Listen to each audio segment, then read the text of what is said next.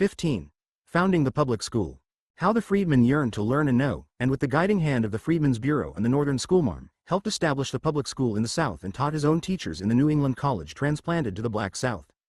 It was soon after the war that a white member of Johnson's restored Louisiana legislature passed one of the schools set up by the Freedmen's Bureau in New Orleans. The grounds were filled with children. He stopped and looked intently, and then asked, "Is this a school?" "Yes," was the reply. "What, for niggers?" "Evidently." He threw up his hands. Well, he said, "I have seen many an absurdity in my lifetime, but this is the climax." 1. If a poor, degraded, disadvantaged horde achieves sudden freedom and power, what could we ask of them in 10 years? To develop some, but surely not all, necessary social leadership. To seek the right sort of leadership from other groups. To strive for increase of knowledge, so as to teach themselves wisdom and the rhythm of united effort. This latter accomplishment crowns the work of Reconstruction. The advance of the Negro in education, helped by the abolitionists, was phenomenal. But the greatest step was preparing his own teachers, the gift of New England to the Black South. If the Negro public school system had been sustained, guided and supported, the American Negro today would equal Denmark in literacy. As it is, he surpasses Spain and Italy, the Balkans and South America. And this is due to the Negro College, which despite determined effort to curtail the efficiency of the Negro public school, and despite a sustained and violent attack upon higher education for black folk, nevertheless, through white Northern philanthropy and black Southern contributions, survived and furnished teachers and leaders for the Negro race at the time of its greatest crisis. The eagerness to learn among American Negroes was exceptional in the case of a poor and recently emancipated folk. Usually, with a protective psychology, such degraded masses regard ignorance as natural and necessary, or even exalt their own traditional wisdom and discipline over book learning. Or they assume that knowledge is for higher beings, and not for the likes of us. 637. American Negroes never acted thus. The very feeling of inferiority which slavery forced upon them fathered an intense desire to rise out of their condition by means of education. Of the 488,070 free Negroes in the United States in I-860, 32,629 were attending school, and only 91,736 were unable to read and write. In the slave states, there were 3,651 colored children attending schools supported by the free Negroes. The mass of the slaves could have no education. The laws on this point were explicit and severe. There was teaching, here and there, by indulgent masters, or by clandestine Negro schools, but in the main, the laws were followed. All the slave states had such laws, and after the Nat Turner insurrection in Virginia, these laws were strengthened and more carefully enforced. As late as May, 1862, Edward Stanley, whom Lincoln appointed provisional governor of North Carolina, sought to conciliate the white people when he stopped a Negro school at New Bern. He said that he had been sent there to restore the old order of things, and that the laws of North Carolina forbade the teaching of slaves to read and write, and he could not expect success in his undertaking if he encouraged the violation of the law. At the time of emancipation, not all the Southern Negroes were illiterate. In South Carolina, a majority of the nearly 10,000 free Negroes could read and write, and perhaps 5% of the slaves. But illiteracy among the colored population was well over 95% in 1863, which meant that less than 150,000 of the 4 million slaves emancipated could read and write. The first great mass movement for public education at the expense of the state, in the South, came from Negroes. Many leaders before the war had advocated general education, but few had been listened to. Schools for indigents and paupers were supported, here and there, and more or less spasmodically. Some states had elaborate plans, but they were not carried out. Public education for all at public expense was, in the South, a Negro idea. 2 inches prior to the abolition of slavery, there was no general public educational system, properly speaking, in the Southern states, except perhaps, in North Carolina. In some populous centers, there were free schools. In some localities, academies and colleges, but for the most part, no adequate provision was made for the education even of the poorer whites. Emerging from their bondage, the Negroes in the very beginning manifested the utmost eagerness for instruction, and their hunger was met by a corresponding readiness on the part of the people of the North to make provisions for it. Free. The original state constitution of North Carolina, in 1775, provided for public education, but there was no appropriation for the schools, and the only direct result was the establishment of the state university. In 1825, a literary fund was established toward defraying the cost of the public schools. A school system was sketched in 1839, but without an executive head, and with small funds. In 1852, a superintendent of public instruction was appointed. His work for a long time was confined to propaganda, and he especially noted the lack of any demand for public schools, and the feeling that such schools were simply for paupers. Nevertheless, the work of the first superintendent, C.H. Wiley, was important as propaganda, but only as propaganda, because at the time of the war, only here and there in the state is there a schoolhouse for whites of very inferior description, and with long distance between. There was no state support of schools. The burden of public education, such as it was, rested on local authorities. In South Carolina, there was even less effort. In 181-1, there was an act to establish free schools throughout the state. It provided for as many free schools in each election district as the district was entitled to representatives in the lower house. After 44 years of operation, 1811 to 1855, Governor J.A. Adams pronounced the system a failure, saying of the handling of funds, "Great inequalities prevailed, and during 27 years, returns were made in only 5 years. The small districts and parishes did not receive regular sums, and the amounts received did not have proportion to the number of schools, or to the population." After 1815, the annual appropriation was $37,000 annually, nearly $1,500,000 in all, of which only $109,740 was accounted for. 4. In December 1855, Governor Adams pled for the appointment of a superintendent of education. "Let us make at least this effort, and if the poor of the land are hopelessly doomed to ignorance, poverty and crime, you will at least feel conscious of having done your duty." He was, of course, referring only to the whites, and did not himself seem to believe much in the educability of the poor. In Virginia, Armstead reports that in 1851, less than one-half the poor white children were attending any schools, and those attended only 11 weeks in the year. This pitiable result was obtained with a cost to the state of $69,000. Thomas Jefferson in the 18th century had evolved a school system for whites, with industrial schools for Negroes, but there was bitter and successful opposition, and as Jefferson himself said, such a permissive scheme was doomed to failure from the very moment of its inception. 5. In Georgia, the Constitution of 1777 had spoken of schools, but nothing was done. Some private academies were incorporated in 1783. And permission given the governor to grant 1,000 acres of free land for erection of free schools, but few if any grants were made. In 1815, $250,000 was appropriated, known as the Poor School Fund. Nothing further was done until legislature of 1851, when something was added to this fund to pay tuition for the children of parents too poor to pay anything. The whole fund for education as late as 1865 was only $23,355. Governor Brown urged a system of public schools before the war, but the legislature did nothing but make a small increase of the Poor School Fund. In 1858, a movement was started in Atlanta looking toward the establishment of a system of free schools in Georgia. A.N. Wilson went to Rhode Island to look into the public school system there, and on his return, held several meetings, culminating in a meeting October 6, 1858, called by the mayor. The chairman appointed a committee, but some of the members of the committee took charge of the entire movement and blocked it. The original movers, seeing that they had lost control, withdrew, and the proposal fell through. The Constitution of 1865 under the provisional government gave the legislature permission to appropriate money for the promotion of learning. In 1858, a movement was started in Atlanta looking toward the establishment of a system of free schools in Georgia. A.N. Wilson went to Rhode Island to look into the public school system there, and on his return, held several meetings, culminating in a meeting October 6, 1858, called by the mayor. The chairman appointed a committee, but some of the members of the committee took charge of the entire movement and blocked it. The original movers, seeing that they had lost control, withdrew, and the proposal fell through. The Constitution of 1865 under the provisional government gave the legislature permission to appropriate money for the promotion of learning and science, and for the education of the people, and provided for the resumption of the regular exercises of the University of Georgia. In the first session of the legislature after the war, a bill to establish public schools was introduced, but postponed until late in 1866. By a vote of 62 to 58 in the House, and an equally close vote in the Senate, a bill to establish a system of public schools was squeezed through, but only on condition that nothing was to be done until 1868. This proposal lapsed because of the Reconstruction Acts of 1867. Thus, although there had been much talk and some legislation on the subject, there had been no regularly organized system of common schools supported by public taxation in Georgia prior to the Civil War. 6. Mississippi did lip service to the idea of public education in her earlier constitutions, but little tangible was accomplished. The 16th Section Fund given to the states by the federal government for education, amounting to at least $15 million in Mississippi, was totally mismanaged and lost, while tens of thousands of white children grew up in ignorance. Florida tried, about 1850, to obtain schools for whites, from taxes on certain sales of slaves, with small results. Alabama and North Carolina had the best pre-war systems, due to the enthusiasm of certain teachers, but even here, there was no disposition among the planters to accept taxation for public education. Joel Riggs, Comptroller of the State Treasury in 1851, said, "Perhaps Of all trust funds, none has been so greatly mismanaged as the School Fund of Alabama, 6A. The experience of the other southern states shows similar neglect and indisposition to educate the poor whites.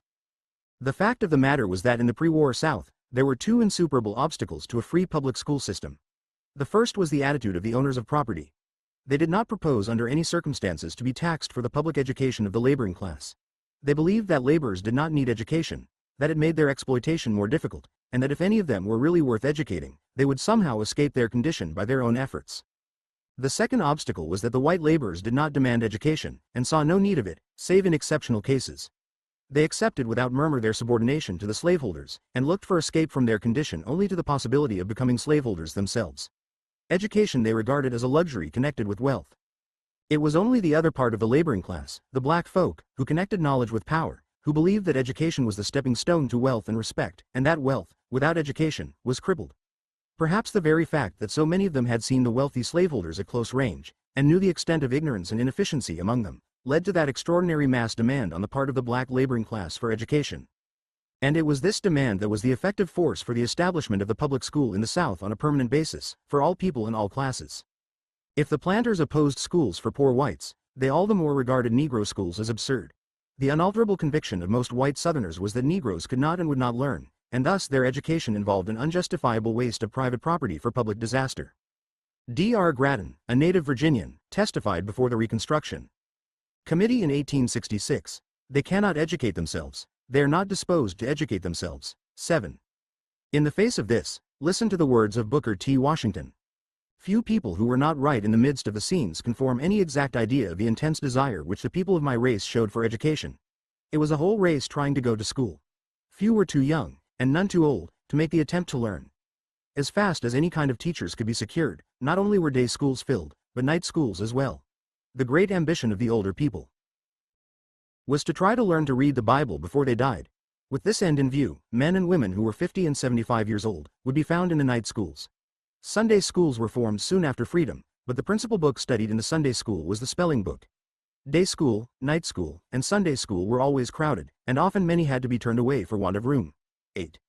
The first educational efforts came during the war, when the Negroes, refugees and soldiers were taught at various camps and places of refuge at their own pressing request. This was followed by the efforts of philanthropic societies. Schools were started among the Negroes of the peninsula of Virginia and of Port Royal, South Carolina, as soon as they were captured. In Virginia, when federal authority was established in the Southeast, the American Missionary Association asked to work among the freedmen and was welcomed by Governor Butler. The first day school was established on September 17, 1861, in the town of Hampton in a small brown house near the seminary, a school formerly used by the whites. This school was taught by Mrs. Mary Peake under the auspices of the American Missionary Association. Mrs. Peake was a mulatto, whose father was an Englishman. She was born a free woman and received a fair education at her home in Alexandria. She wanted to help her race, and she had gone among the slaves during slavery to teach them to read and write. She held her school at Hampton, however, only until the next spring, when she died of consumption at the early age of 39. Her school was not only the first one at Hampton but the first of the kind in the South. Around the small school she began followed the other schools in the Hampton vicinity, all of which led to the Hampton Institute of today. 9. In January, 1862, Solomon Peck had opened a school at Beaufort, South Carolina, and Barnard Lee, at Hilton Head. In February, 1862, Edward L. Pierce and General Thomas W. Sherman sent out a call to the highly favored and philanthropic people of the North to send volunteers to teach, both old and young, the rudiments of civilization and Christianity. 10 Freedmen's Aid Societies were formed at Boston, New York and Philadelphia, and 41 men and 12 women teachers went to Port Royal in March. 8 schools were in operation by May, and within a year, 30, with 3,000 students.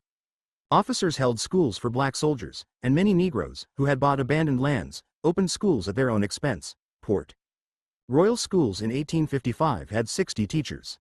Schools for their children had been supported by the free Negroes of Charleston since 1744, openly at first, clandestinely after the law forbade them. When Johnson was inaugurated, the event was celebrated in Charleston, South Carolina, by opening the public schools to all children without distinction of color. 25 of the 42 teachers were colored. The Tribune said, March 10, 1865. So the thing is done. The loyal white people, the Irish and German population, have shown that they are quite willing to let their children attend the same school with the loyal blacks. Although it is true that no attempt to unite them in the same room or classes would have been tolerated at the time. but in the playgrounds, white and black boys joined in the same sports as they do in the public streets. And there can be no doubt that now that this great step has been made, all the prejudice against equal educational advantages will speedily vanish, and indeed, it is the veriest hypocrisy in the city where very old families have aided in obliterating all the complexional distinctions by mingling their blood with that of their slaves. In the rooms where the colored children assembled, there were many children with clear, blue eyes, pure, white skins, long, silky hair without kinks, and yet, they were classed with the Negro population by the former rulers of the city. 1x. A month later came a significant celebration. I walked to the square with William Lloyd Garrison. Think of the great pioneer, abolitionist of Boston in the streets of Charleston. As Mr. Garrison entered the square, he was introduced to about 2,000 children by Mr. James Redpath, superintendent of public instruction. When the children were told who Mr. Garrison was, they surrounded him, threw up their hats and caps, caught hold of him, fell down and over each other, and sent up shout after shout of such welcome and greeting as I may safely say was never before witnessed on the soil of South Carolina. 12. Many private schools were established, one by Jonathan C. Gibbs, afterward superintendent of schools in Florida, another by F.L. Cardozo, who became state treasurer of South Carolina, and others in various parts of the state. In the second year of freedom, 23 schools in different localities were built by Negroes, aided by the Freedmen's Bureau and philanthropy. The freedmen contributed to the support of school teachers $12,252 and $500 to schoolhouses. In Beaufort, the Negroes opened a building for a free high school bought and supported entirely by them as early as 1867. In the West, General Grant appointed Colonel John Eaton, afterwards United States Commissioner of Education, to be superintendent of freedmen in 1862. He sought to establish and regulate schools and succeeded in organizing a large system. Louisiana had schools for free Negroes, supported by them before the war. Afterward, the Army established a large system. On March 22, 1864, General Banks, on his own responsibility, had made provisions for the establishment of schools for freedmen by an order issued which did not meet the approval of many in Louisiana. He appointed a board of education of 3 persons, and granted it large powers. It was to establish one or more common schools in every school district defined by the provost marshal, to acquire by purchase or otherwise, lands for school sites, to erect schoolhouses and to employ teachers as far as practicable among the loyal citizens of Louisiana, to furnish books, to provide every adult freedman with a library costing $2.50, this amount to be deducted from the wages of the said freedmen, and, finally, to levy for these purposes a school tax on real and personal property in every school district. When the collection of the general tax for Negro schools was suspended in Louisiana by military order, the colored people were greatly aroused and sent in petitions. One of these petitions, 30 feet in length, represented 10,000 Negroes, who signed mostly with marks. They offered to pay a special tax, if the schools could be kept going. When the Confederates returned to domination, the public schools, which had attained a degree of efficiency never before reached in the South, were greatly curtailed. 110 of the teachers, many of them native-born, were dismissed at once, and their places filled with intolerant Confederates.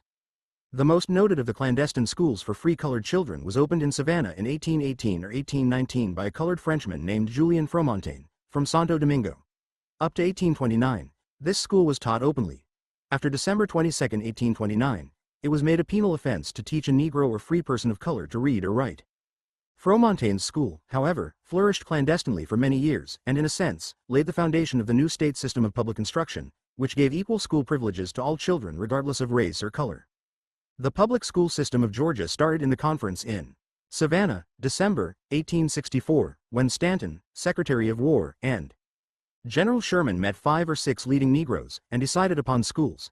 It was a notable gathering. The colored committee consisted of 8 or 10 leading colored ministers of Savannah, Secretary.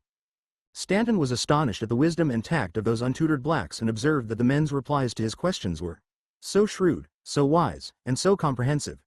They were the picked men of the race in Georgia, of great native ability and would have attracted attention in any assembly. 13. It was decided to have the schools opened at once for all the colored people who should apply. A time was set for examination of teachers, and a number of colored men and women applied. The colored citizens of Savannah were greatly encouraged and assisted in their efforts by the Reverend James Lynch, of the AME Church, an educated colored man, who afterwards became Secretary of the State for Mississippi. Early in January, 1865, the Reverend J.W. Alvord, Secretary of the American Tract Society, Boston, who had done business in Savannah for a number of years before, gave his assistance. He and Mr. Lynch examined the teachers. 10 colored persons were found competent. It was very difficult to find buildings in which to locate the schools. The most available place was the Old Bryan Slave Mart, which had recently served as the pen from which relatives of many of these Negroes had been sold. The bars which marked the slave stalls were knocked down to make more space for seating. To this and other places flocked the freed people of every age and shade, eager for that book learning which really seemed to them the key to their advance. By December 1865, the colored people of Savannah had opened a number of schools with 500 pupils, and they were contributing a fund of $1,000 for the support of the teachers. In January 1866, the Negroes of Georgia organized the Georgia Educational Association, whose object was to induce the freedmen to establish and support schools in their own counties and neighborhoods. In 1867, 191 day schools and 45 night schools were reported as existing. Of these, 96 were reported either wholly or in part supported by the freedmen, who also owned 57 of the school buildings. Persistent propaganda represents the South after the war as being largely in favor of Negro education. This is a flat contradiction of plain historical evidence. Dunning says, "The Negroes were disliked and feared almost in exact proportion to their manifestation of intelligence and capacity, and there were many reasons in the utterances of Southerners to support his generalization. Education of the Negroes, they thought, would be labor lost, resulting in injury instead of benefit to the working class. The teachers of the Freedmen's Bureau or of private philanthropies interfered with labor, and encouraged directly or indirectly insolence to employers. Schooling, felt the South, ruins a nigger." 14. The American Freedmen's Commission reports that the Negroes' attempts at education provoked the most intense and bitter hostilities, as evincing a desire to render themselves equal to the whites. Their churches and schoolhouses in many places were destroyed by mobs. Nigger teachers was one of the most opprobrious epithets that the Southern vocabulary furnished. Even in the North this prejudice existed among some of the avowed friends of the freed people, and it is a singular fact that one of the early Freedmen's Aid Societies was rent asunder by the unwillingness of a part of its members to cooperate in any movement looking toward the education of the Negro, though they were willing to provide him with food and clothing, in order to prevent suffering and death. 1-5. The teachers who went down from the North were soon disillusioned, if they were at all influenced by any other than the most serious missionary spirit. Ostracism is a mild term for the disesteem with which they were regarded as nigger teachers. 1-6. The white people of Virginia were shocked at the efforts of Northern philanthropists to educate Negroes, and the papers sneered at them. 17. There was some gradual change of sentiment among the better class of whites in Virginia, but still the mass of whites remained bitterly opposed to the schools, and some had become brutal. Teachers were proscribed and ill-treated, schoolhouses burned, and threats so strong that many schools could not be opened, and others, after a brief struggle, had to be closed. In Virginia, I heard a man who did not know who I was make a remark in reply to something that had been said about establishing a school at Wytheville for the teaching of colored children. He said that he hoped that the damned rascal who attempted to teach niggers would be shot. 18. In North Carolina, instances are found where persons who taught in Negro schools were assaulted, schoolhouses burned, and threats made against the lives of those engaged in the work. 2 women school teachers who were recently sent from Wilmington to Fayetteville, North Carolina, to establish a school for colored children, were informed by the sheriff of the county that they would not be allowed to start their schools, nor would they be allowed to land, but they might remain on the steamer until her return to Wilmington, inasmuch as they were women. If they were men, they would receive such treatment as was awarded to such meddlesome characters before the war. 19. In South Carolina, General Saxton said that teachers of colored schools throughout the state gave it as their opinion that they would be unable to remain there for a day, but for the protection of United States troops. In Mississippi, bitter opposition was manifested against Negro schools. Colored men in some instances themselves gave the money to prepare and furnish a school, and then were forbidden to use it. 4 young men in Adams County conspired to murder the teacher of a Negro school. They maltreated him somewhat barbarously. 21 wonders just what, somewhat barbarously, would be. In Louisiana, it was said, if military protection were withdrawn, our schools would cease. Conway said of Louisiana in 1866. The feeling there is unanimous that they shall not own an acre of land or have any schools. They are more hostile to the establishment of schools than they are to owning lands. They had broken up some of our schools at the time of my departure, and since then I have official reports from those who have charge of the schools that upon the withdrawal of the military from the parishes of St. Mary and Lafourche the freedmen's schoolhouses in those parishes were, before night, burnt or pulled down, the schools disbanded, and the teachers frightened, 21 away. In many regions, this opposition was very persistent. Along the coast it was usually tacit and suppressed. Their teachers and schools for Negroes were ignored. But, in the interior of Texas, Alabama, Mississippi, Louisiana, Kentucky, Tennessee, and Maryland, it was given full and free expression. Negroes were dispossessed of their school buildings, teachers were not allowed to enter upon their duties, and churches and schoolhouses were sometimes burned. 22. A few voices cried in the wilderness that a due regard for the public weal imperatively requires that the Negroes be educated, taught at least to read and write, steeped in ignorance, they can never be made to understand the responsibilities that rest upon them as freedmen. 23. But others only admitted that the sole aim should be to educate every white child in the Commonwealth. 24. I am in favor of providing ways and means for the education of freedmen, but not in favor of positively imposing upon any legislature the unqualified and imperative duty of educating any but the superior race of man, the white race. Our pecuniary condition does not allow us to do it. Often this objection took an even more ungracious form. I say that the levying of a tax upon us, to pay for the education of a race we expect to be torn from us, is an indignity. Why are we called upon to educate these Negroes? No, sir. I will never be so dishonest as to disgrace myself by such a vote. 25. In the midst of these efforts of Negroes and the general opposition of whites came the Freedmen's Bureau. The Freedmen's Bureau found many schools for freedmen already in existence maintained by tax commissioners, by Negroes, and by the Army. The original Freedmen's Bureau Act made no provision for Negro education, but notwithstanding this, the funds derived from the rent of abandoned property was used for education, and government buildings were turned into schoolhouses. Transportation was given to teachers and subsistence granted. By Act of 1866, the educational powers of the Bureau were greatly enlarged, cooperation with benevolent associations, teachers and agents was sanctioned, and buildings leased. The sum of $521,000 was appropriated for school purposes, and other sums provided by the sale and lease of property formerly belonging to the Confederate government. Teachers were sent from the North and the Quakers. Methodists, Baptists, Presbyterians, and especially Congregationalists took part.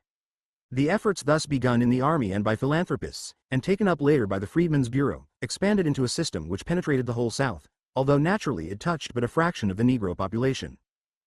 Between 1865, June 1, and September 1, 1870, the Bureau spent on education a sum which represented about one-half of the expenses of the schools. The rest was met by benevolent associations and the freedmen themselves. For some years after 1865, the education of the Negro was well nigh monopolized by the Freedmen's Bureau, and the missions sustained by the northern churches and organizations allied with them. Schools of all grades, from the kindergarten to the college, were established in each state. The Freedmen's Bureau alone appropriated $3,521,934 to schools from 1868 to 1870, while the churches and societies spent $1,572,287 during the same period. Among the northern teachers were many men and women of unusual sincerity of purpose, zealous as only religious enthusiasts can be. The Negro was only responsive to efforts in his behalf as far as his economic conditions would permit. 26. It is nevertheless both interesting and astonishing to realize that during 1-866-1-870 the freedmen contributed in cash $785,700 to their schools. 27. In 1866, Alvord, the superintendent of education under the Freedmen's Bureau, reported that in 11 former slave states and the District of Columbia, there were 90,589 Negro pupils and 1,314 teachers in 740 schools. From 1865 to 1866, teachers in the Negro elementary schools were almost exclusively Northern whites. Gradually, Negro teachers came to be used. The annual amount which the Bureau voted to school purposes increased from $27,000 in 1865 to nearly $1 million in 1870, and reached a total in 1865 to 1870 of $5,262,511.26. In July, 1870, there were 4,239 schools under their supervision, with 9,307 teachers and 247,333 pupils. Notwithstanding this, of the 1,700,000 Negro children of school age in 1870, only about 1/10 were actually in school. The public school systems in most southern states began with the enfranchisement of the Negro. For instance, in South Carolina, the Constitution of 1868 was a notable departure in the educational history of the state. Not only was education mentioned for the first time in the organic law, but the state for the first time was given the outline of an educational system in keeping with the advanced thought of the age. The General Assembly was obligated to establish a system of universal education as soon as practical. 28. Perhaps no state illustrates the relation of the Negro and the public school system better than South Carolina, and the story of the debate in the Convention of 1868 is worth following. On Saturday, January 18, 1868, Beverly Nash, a colored member, offered a resolution on education, and A.J. Rancière on Tuesday, January 21, presented another resolution which read, Resolved, that the Committee on Education inquire into the expediency of establishing a Board of Education, consisting of 3 from each congressional district. Such board shall have power to divide the state into school districts, and provide for a thorough system of common schools, elect a superintendent from among their number, and make all needful regulations for the education of youth, no distinction to be made in favor of any class of persons. 29. The Committee on Education was named January 20, and F.L. Cardozo, the Negro leader, was chairman. 3 white men and 5 colored men served on the committee. Robert Smalls, of Planter fame, desired that a system of public schools be established and that they be open to all classes of people, and he wanted compulsory education. B.F. Randolph wanted institutions for the insane, blind, deaf and dumb, and poor fostered and supported by the state. The matter of compulsory attendance brought considerable discussion. Rancière, afterwards congressman, supported compulsory attendance, contending that ignorance was a cause of vice and degradation, and that civilization and enlightenment were the consequence of the schoolmaster, and if force was necessary to secure the benefits of education, it ought to be resorted to. One or two able Negroes were against the compulsory feature, but 2 white delegates were in favor of it. One of them, Gilson, said, "In South Carolina, where there has never been any system of free public schools, there is 1 person in every 8 who cannot read and write." 30. Finally, it was decided that the compulsory feature should not be insisted upon until a thorough and complete system had been organized. The Constitution as ratified provided for the establishment of universal education as soon as practical and for compulsory attendance for all children between the ages of 6 and 16, but this was not to become effective until the system had been completely organized. It provided for a normal school and a school for the deaf, dumb and blind. After the termination of the convention, the General Assembly enacted a law to provide for the temporary organization of the Education Department. On November 20, 1869, 1 year after this, J.K. Gilson made a report on the school situation, incomplete because many counties had not reported. There were at that date 16,418 children in school, of whom 8,255 were white, and 8,165 colored. There were 381 schools with 528 teachers. Among the teachers, 50 were colored. The temporary act proved inadequate, and Governor Scott urged in November 1869 an efficient and comprehensive law. This led to the Act of February 16, 1870, to establish and maintain a system of free schools for the state of South Carolina. An examination of its provisions reveals that it is no gross exaggeration to state that it was the most comprehensive and most beneficial legislation the state of South Carolina has ever enacted. Textbooks were to be provided at cost or free to the poor. 31. June 4, 1870, there were 30,448 children in 769 schools, and the average pay of the teachers was $35 a month. The superintendent complained of the inexperience of the school officers, want of suitable schoolhouses, scarcity of good teachers, and the apathy and opposition to the new system, and also of the inadequacy of the appropriation. Besides this, there was deep prejudice against mixed schools. The public press of the state had held the whole educational system up to ridicule, abused officials and belittled their efforts, or else had remained silent. The number of colored pupils attending school in 1869 was 8,163. In 1870, there were 15,894. The number of white pupils in 1869 was 8,255. In 1870, 11,122. The repeated failure on the part of the state to meet in full its appropriations for school purposes had been a fruitful source of sore perplexity to these officers, and a very serious detriment to the cause. 32. Evidently, the school system was operated in a most inefficient manner, and there was a gross misappropriation of the school funds. 3. From year to year, Gilson was able to report progress. When he left office in 1876, there were 123,035 students attending 2,776 schools taught by 3,068 teachers, and the school revenue was $457,260.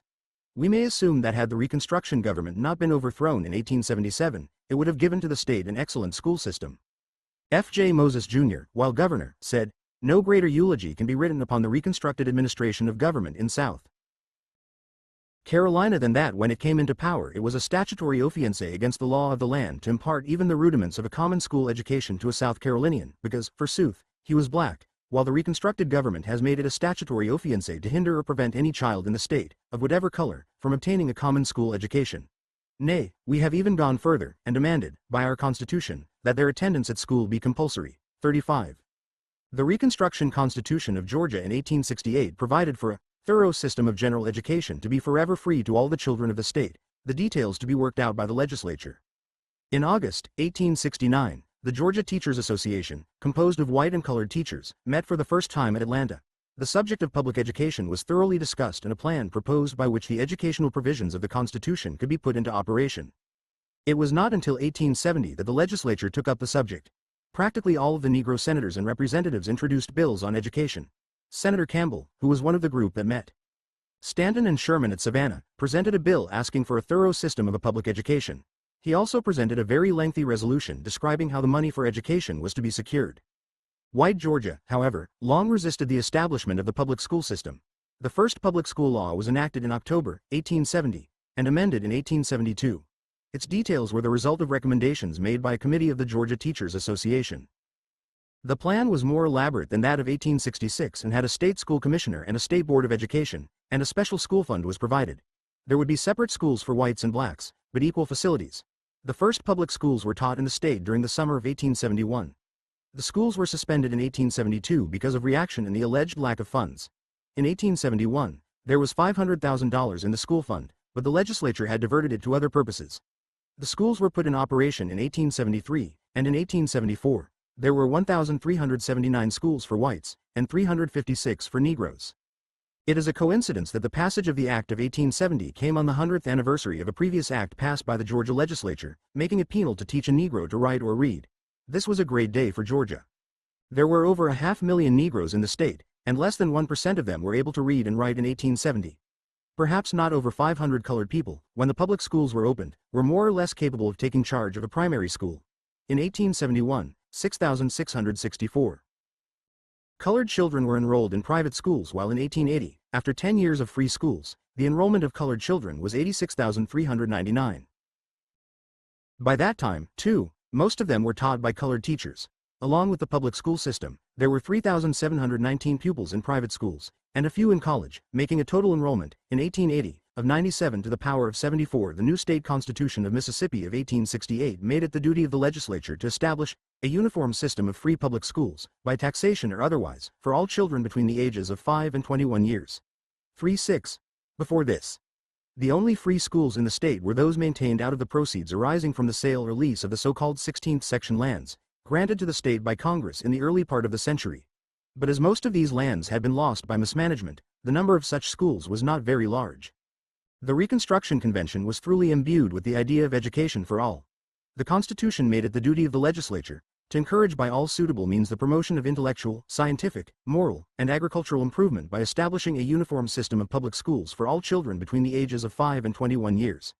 Constitutional provision was made for a permanent school fund, and the legislature was empowered to levy a poll tax not exceeding $2 per capita. Many difficulties were encountered in the early life of Mississippi's new school system, and its progress was slow.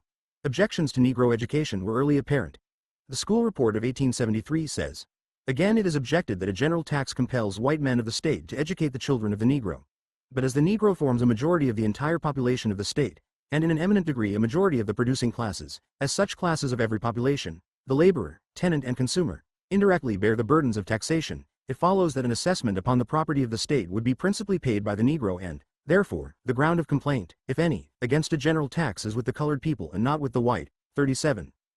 During the first year of free education in Mississippi, State Superintendent Pease reported that more than 3,000 free schools had been opened with an attendance of 66,257 pupils. Of the 3,500 teachers employed, all except 399 were white. The total expenditure for public education for the year exceeded the government expenditures for all other purposes. Alabama, in 1850, out of 176,657 persons 5 to 20 years of age, reported 62,728 pupils, mostly in private academies and pay schools, which meant that the bulk of the white poor had no schools. The established public schools were without a state board, and in 1854, spent only $2.50 a year on each enrolled pupil. The public school system of Alabama was established by the state Constitution of 1867, and organized in the following year. It was in continual financial difficulty owing to the bitter opposition of the whites. Irregularities and defalcations in the educational department were charged, and finally, owing to the lack of funds and non-payment of taxes, as well as other conditions, the schools closed in 1873, as the result of the triumph of reaction. But the demand for education was now strong, and the effect of the Northern opinion too great, so that the new Constitution made by the Democrats in 1875 kept something of the system, but abolished the Board of Education, and sought, as far as possible, to return to the antebellum status. Separate schools for the races were ordered. The administrative expenses were reduced. No money was to be paid to any denominational school or private school, and the constitutional provision of 1/5 of the state revenue for school use was abolished. The United States Commissioner of Education gave a disapproving account of these changes, and said it was exchanging a certainty for an uncertainty. 38. This was in fact a restoration of education to local reactionary control, and cutting off all higher training of Negroes from public help. Alabama felt the result of this narrow policy for many years. The Freedmen's Bureau schools in the state reached only a small portion of the Negroes, and there were a few missionary schools. It is likely that for 5 years there were not more than 200 Northern teachers in the state, and a majority of the white people were hostile toward the education of the Negro. 39. In Florida, a school at Fernandina was established in 1862 by the Reverend Dr. Barrows, who was superintendent, with a half-dozen white Northern teachers. In Jacksonville, the Odd Fellows Hall was seized by the United States Provost General and turned over to Dr. Barrows for a school building. Here a school was opened both for Negroes and for whites. When the white children remonstrated against attending school with black children, Mrs. Hawks, the lady principal, said, "Very well, the colored children will be educated even if you will not." It is reported that this type of argument proved effective, and the two races got along harmoniously in school for a time. Several disturbing factors prevented this experiment in democracy from continuing. First, the schools were built upon military force and outside workers, rather than the community itself, and secondly, public education was new to Florida, and came at a time when it could least afford to have it from the point of view of finances and personnel. Schools were closed in 1864, but education continued in federal military camps. Negro schools began again under the Freedmen's Bureau in 1865, helped by missionary societies, including two colored groups, the AME Church and the African Colonization Society of New York. The Constitution of 1865 under Johnson's Reconstruction established a uniform system of education without specific provisions. There were 30 schools at the close of 1865. The Committee on Negroes recommended immediate education for Negroes, but the legislature of 1866 compromised by establishing a state system of Negro schools under which Negroes were to pay for their own schools. W.E.B. Duncan eventually became superintendent of both the state and the Freedmen's Bureau schools. This system of schools was based on the plan of making the poor pay for their own education. The schools for freedmen were to be supported by a tax of $1 upon all male persons of color, between 1 and 55, and a tuition fee to be collected from each pupil, and the fee for a teacher's certificate, $5, was also to go to the school fund for freedmen. The superintendent was to establish schools for the freedmen when the number of children of persons of color in any county or counties should warrant it, provided the funds provided for shall be sufficient to meet the expense thereof. 41. The freedmen themselves erected schoolhouses and provided further school funds. Some good schools were established under the superintendency of the Reverend E.B. Duncan, an able and conscientious man, who worked hard to establish colored schools in every county. At that time railroad facilities were very poor, and I have known him to walk from county to county in South Florida to establish colored schools. 42. Gradually, the Bureau schools were absorbed into the state system, although the Bureau was the paramount authority during the period of military rule, 1866 to 1868. Under Negro suffrage came the law of 1869, and all of Florida's educational historians grant that this was the real beginning of the public school system in this state. 43. Near the end of the radical Republican administration, conditions in education among Negroes of Florida were improved. The field of primary education was virgin. 71,000 inhabitants over 10 years of age were illiterate. 18,000 of them were white. By the end of 1870, 331 schools were open with 14,000 pupils in attendance, one-third of whom were Negroes. Probably the most outstanding character in the early life of the Florida public school system was a Negro, Jonathan C. Gibbs, whose colorful and efficient career has been noted in Chapter 12. After acting as Secretary of State for 3 years, he was appointed, late in 1872, Superintendent of Public Instruction, an office which he held until his death in 1874. It was then a post of considerable difficulty, as the first enthusiasm for a new school system had subsided and political complications and embarrassment about school funds had come in to hinder progress.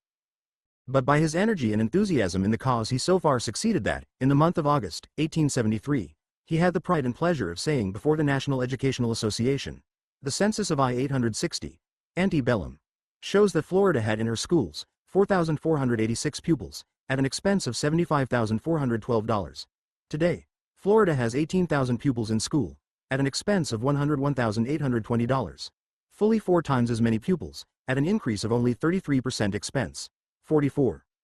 In 1876, when the Republicans were driven from power, 676 public schools had been established with 28,444 pupils, black and white, costing $158,846.36. In North Carolina, Negroes early pushed toward public education. There had been private schools for free Negroes before the war, and they had the example of John Chavis, who studied at Princeton and at what is now Washington and Lee University. Among his white pupils were a United States Senator, a governor of the state, and the sons of a Chief Justice. All accounts agree that John Chavis was a gentleman. When the law stopped him from teaching white students, he taught a school for free Negroes in Raleigh. In 1867, it was reported that many instances had come to notice where the teachers of a self-supporting Negro school had been sustained until the last cent the freedmen could command was exhausted, and where these last had even drawn on their credit in the coming crop to pay the bills necessary to keep up the school.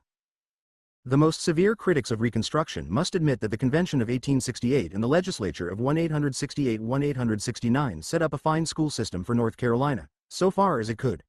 The poverty of the state made the realization of this system immediately an impossibility, but no one can place at their door the laxity and graft of the administrative officers which afterwards characterized the Department of Public Instruction.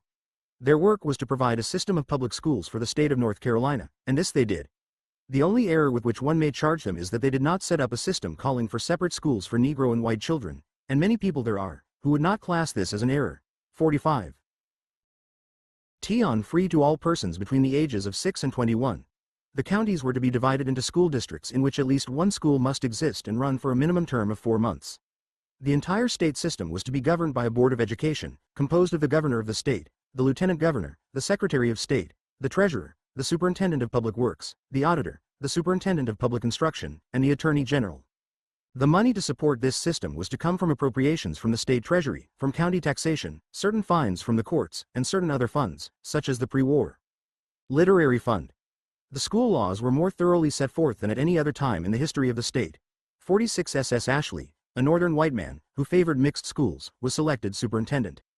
The new superintendent of public instruction made his first report of the status of education in North Carolina in November of 1868. The new school laws had just been passed, and sufficient time had not elapsed for any considerable amount of constructive work to be accomplished. The act authorizing the organization of a system of schools was not passed until April, 1869. $100,000 was appropriated, chiefly to come from the poll tax. This report showed that there was a total of 330,581 children between the ages of 6 and 21 in the state.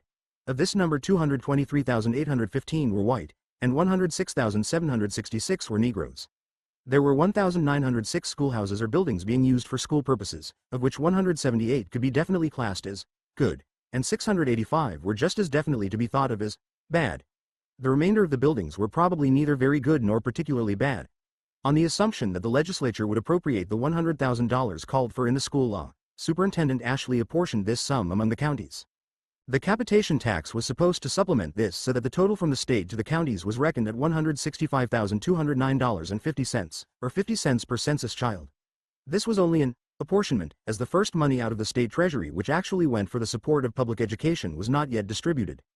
Ashley's second report, issued in the autumn of 1869, gives one an idea of the general situation, and is especially helpful in the matter of Negro education, as it contains the report of the Reverend John Wesley Hood, the Negro who had been appointed as the Assistant Superintendent of Public Instruction in charge of the Negro schools.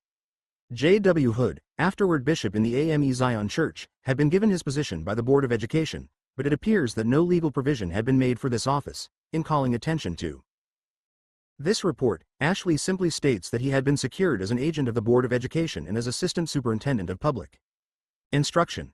Hood had visited every section of the state in compiling his report, and Ashley asked that attention be given to it, as it represents a more intelligent and complete view of the work of education among the colored population of this state than has yet been given. 47. Hood reported that there were 257 Negro schools, with an enrollment of 15,647, chiefly carried on by churches and missionary societies. Ashley estimated 25,000 colored pupils in all, but the financial support of the public schools was bad. It improved, however, by 1,872. That year, $412,070 was appropriated, and a property tax helped to raise the funds. Just as success seemed in sight, the Democratic Party in North Carolina entered upon its historic policy of white control. The results of the return of the whites to power were soon shown. In 1870, the salary of the Superintendent of Public Instruction was reduced from $2,400 to $1,500, and his appropriations for travel and clerks cut off. The state lost the services of both Ashley and Hood. From yet another quarter was Negro education to receive a blow in the same year. The legal life of the Freedmen's Bureau had expired before this time, but the agents had remained in the field, winding up its affairs. The last of the reports dealing with the educational work of the Bureau is dated July, 1870. The very fact that it was generally disliked by the Southern whites is testimony in favor of its effectiveness, and though it did antagonize the whites on the question of educating the Negro, it stood behind the schools for these same Negroes until such time as they had become pretty well established. Without the support of the Bureau, it is doubtful if any of these schools for Negroes would have existed very long. Reasons of local hostility and financial stringency make this seem probable. 48. A professor of the faculty at the University of North Carolina, Alexander Mulver, was appointed by the new governor to fill out the unexpired term of Ashley. Mulver served in this position until January 1, 1875, when he was succeeded by Stephen D. Poole. Poole promptly stole the money of the Peabody Fund entrusted to his care, proving that theft in North Carolina was not confined to Negroes and carpetbaggers. He was removed from office the following year.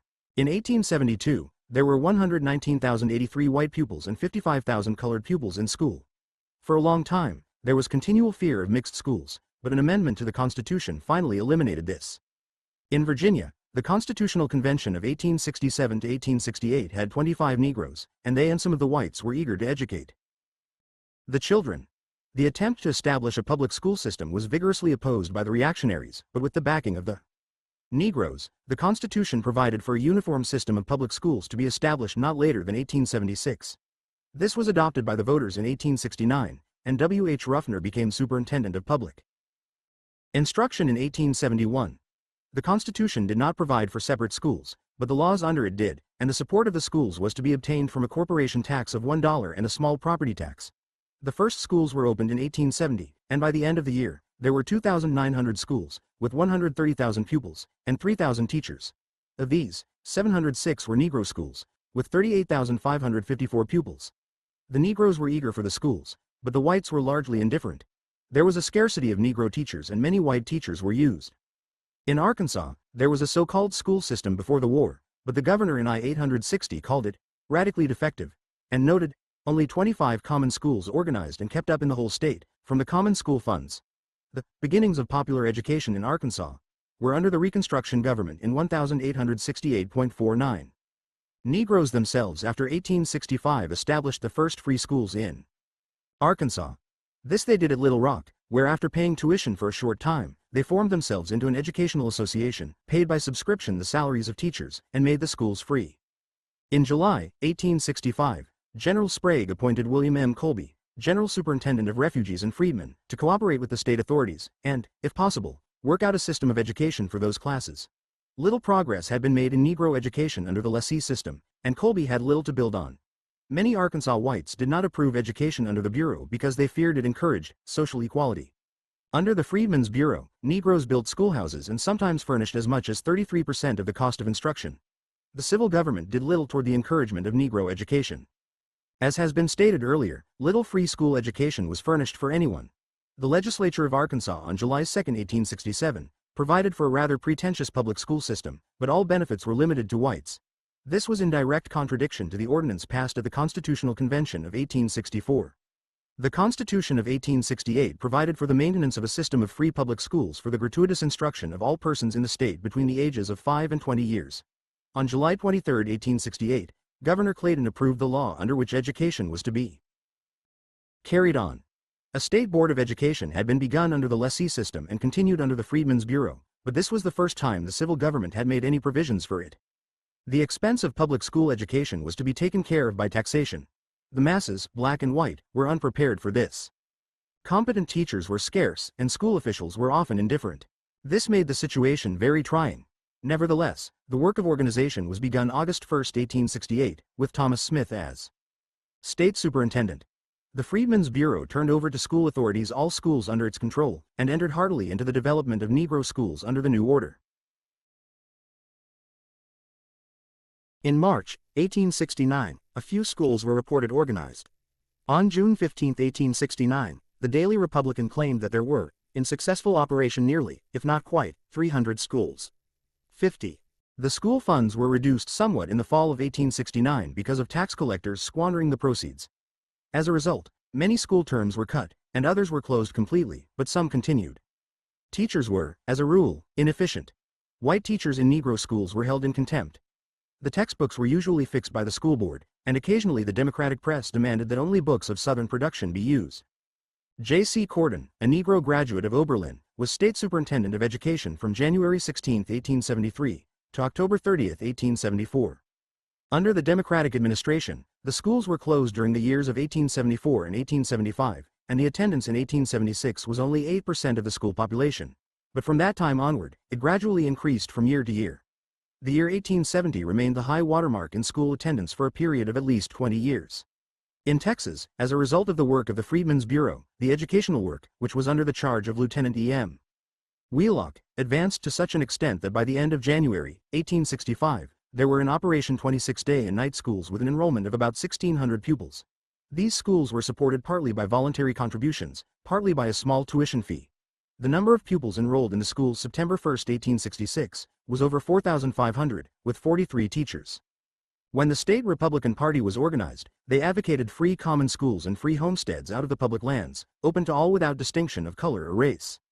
During the convention of 1868-1869, the Committee on Education reported that there were provisions for increasing the existing permanent school fund by adding to it all money to be received from the sale of the public domain, and for applying all the available fund to the education of all children within the scholastic age, from 6 to 18 years, without distinction of race or color. The public school system in Texas was at first in a large measure a failure because of popular hostility to the admission of Negroes to the public schools, coupled with inefficient management by counties. In the convention which reconstructed Louisiana in 1864, the Banks system of schools was discussed, and there was a motion to declare it unconstitutional, but it was finally approved by a vote of 72 to 9. There was, however, a great diversity of opinion as to the ways and means of providing for the system. It was decided at first to establish schools for whites supported by the white taxation and schools for Negroes to be supported by black taxation. It was argued that unless this measure was adopted, whites and blacks might be compelled to attend the same schools. The friends of the freedman feared that he would suffer by separate taxation. The mover of the previous resolution, Terry, moved some 3 weeks later that there should be no separate taxation of the races, and that the legislature should provide for the education of all children between the ages of 6 and 18 by the maintenance, by taxation or otherwise, of free public schools. This provision, being adopted by a vote of 53 to 27, was incorporated into the Constitution. By the Constitution of 1868, all children were admitted to the public schools regardless of color. The law thus provided for compulsory mixed schools, a condition which prevailed until 1877. As a matter of fact, there were not a great many cases where colored children were pupils in white schools, so that the mixed schools were not universally prevalent. The children of Governor Pinchback, for example, were escorted to a white school by a policeman, but often run off by white hoodlums after the policeman had disappeared. The Freedmen's Bureau was the salvation of Negro education in Kentucky. By the middle of 1866, 35 Negro schools had been established with 58 teachers. The number increased to 139 in 1869. In 1866, there were 58 teachers with an enrollment of 4,122 pupils. An average attendance of 3,215 was maintained. In 1869, the number of teachers had reached 1,080, and the pupils 18,891. Most of the teachers were Negroes with a few whites from the North. The revenue for these schools was obtained from state taxes levied on Negroes, private donations, and sometimes tuition fees. By a law passed in 1866, all Negro taxes, including a poll tax, were to be divided equally between Negro schools and Negro paupers.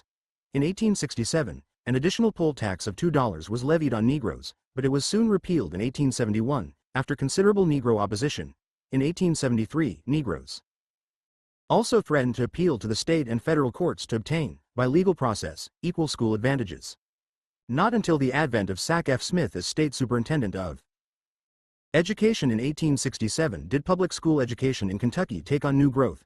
In the 1869 elections, the people voted an increase in school taxes to 20 mills on the dollar.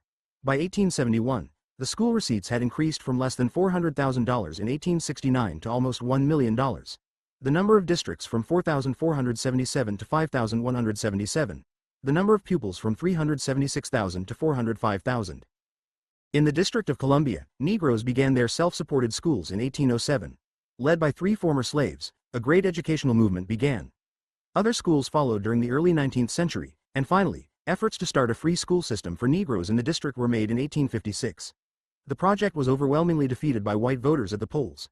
In 1862, May 21st, Congress passed an act providing that 10% of the taxes collected from colored people be appropriated to establish public schools for Negroes. 3 trustees for the Negro schools in Washington and Georgetown were appointed by the Secretary of the Interior, but even the meager funds thus provided were only in part turned over to the Negroes. For 2 years, only $736 had been credited to the Colored School Fund, and the first public school for Negroes was not opened until March, 1864. In 1864, another act became the fundamental school law for the whole district. This provided that the authorities should set apart every year from all its receipts for educational purposes such proportionate part thereof, as the number of colored children between the ages of 6 to 17 years in the respective cities bear to the whole number thereof, for the purpose of establishing and sustaining public schools in said cities for the education of colored children. In 1866, Congress appropriated $10,000 to purchase school sites and erect buildings, and after these laws, the Negroes began to receive a just proportion of the school funds. It was not until the year 1867 that these trustees obtained sufficient funds to undertake the establishment of any considerable number of schools. Previous to that time, for about 3 years, from 60 to 80 colored schools had been maintained at a large expense by various benevolent associations in the northern states. 51 There were 26 private schools in 1864, and between 1860 to 1864, $135,000 was contributed by philanthropists for the work. After this, for several years, the white and colored school systems were practically separate, each with their own superintendent. Finally, about 1890, one general superintendent with white and colored assistants under him combined the two school systems. In Delaware, early attempts at the education of the colored youth were made by the Negroes themselves, and it was not until 1875 that schools for Negroes had any recognition by the state. By personal taxes, tuition fees and voluntary contributions, these people were able to keep up the work of education until the General Assembly of the state assumed the responsibility in 1881. Since that date, the work of educating Negroes has been a matter of public concern, with much discrimination against the colored schools. In the other border states, the development of the Negro schools was somewhat different. Missouri and West Virginia established free schools about the same time that the other states did, and made provisions for Negroes. Tennessee was slower, while Maryland, like Delaware, refused to provide for colored children at first, and for a long time granted them only the taxes raised among themselves. Not until 1880 were the colored children generally in border states put on a legal footing with other children in education. It will be noted that in nearly all the southern states there were continual and well-proven charges of peculation and misuse of public school funds. This was not a part of the general charge of stealing and graft, but was the fault of local county officials. In most cases, the leading white landholders, who took no part in the administration of the state, nevertheless kept their hands upon local taxation and assessments, and were determined that the impoverished property holder should not be taxed for Negro education. By various methods, direct and indirect, they thus continually diverted the school funds, and this class of white people were primarily the ones responsible for such dishonesty as there was in the administration of local school funds. On the other hand, there were Negro and poor white officials, here and there, who were guilty of waste and theft. During and after Reconstruction, diversion of school funds was common. In North Carolina, $136,076 was collected for education in 1870, but the Department of Education received only $38,931. In Louisiana, $1 million worth of bonds for the school fund were used to pay the expenses of the legislature in 1872. In Texas, a large part of the income and public lands which belonged to the education fund was lost.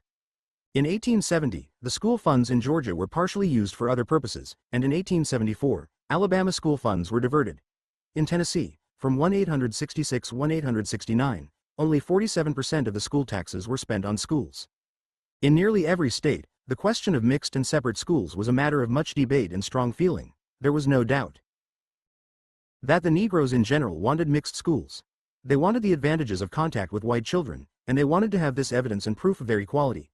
In addition to this, they were strengthened in their stand by white Northern leaders, who pointed out the practical difficulty of two separate systems of schools, which must, to an extent, duplicate effort, and would certainly greatly increase cost.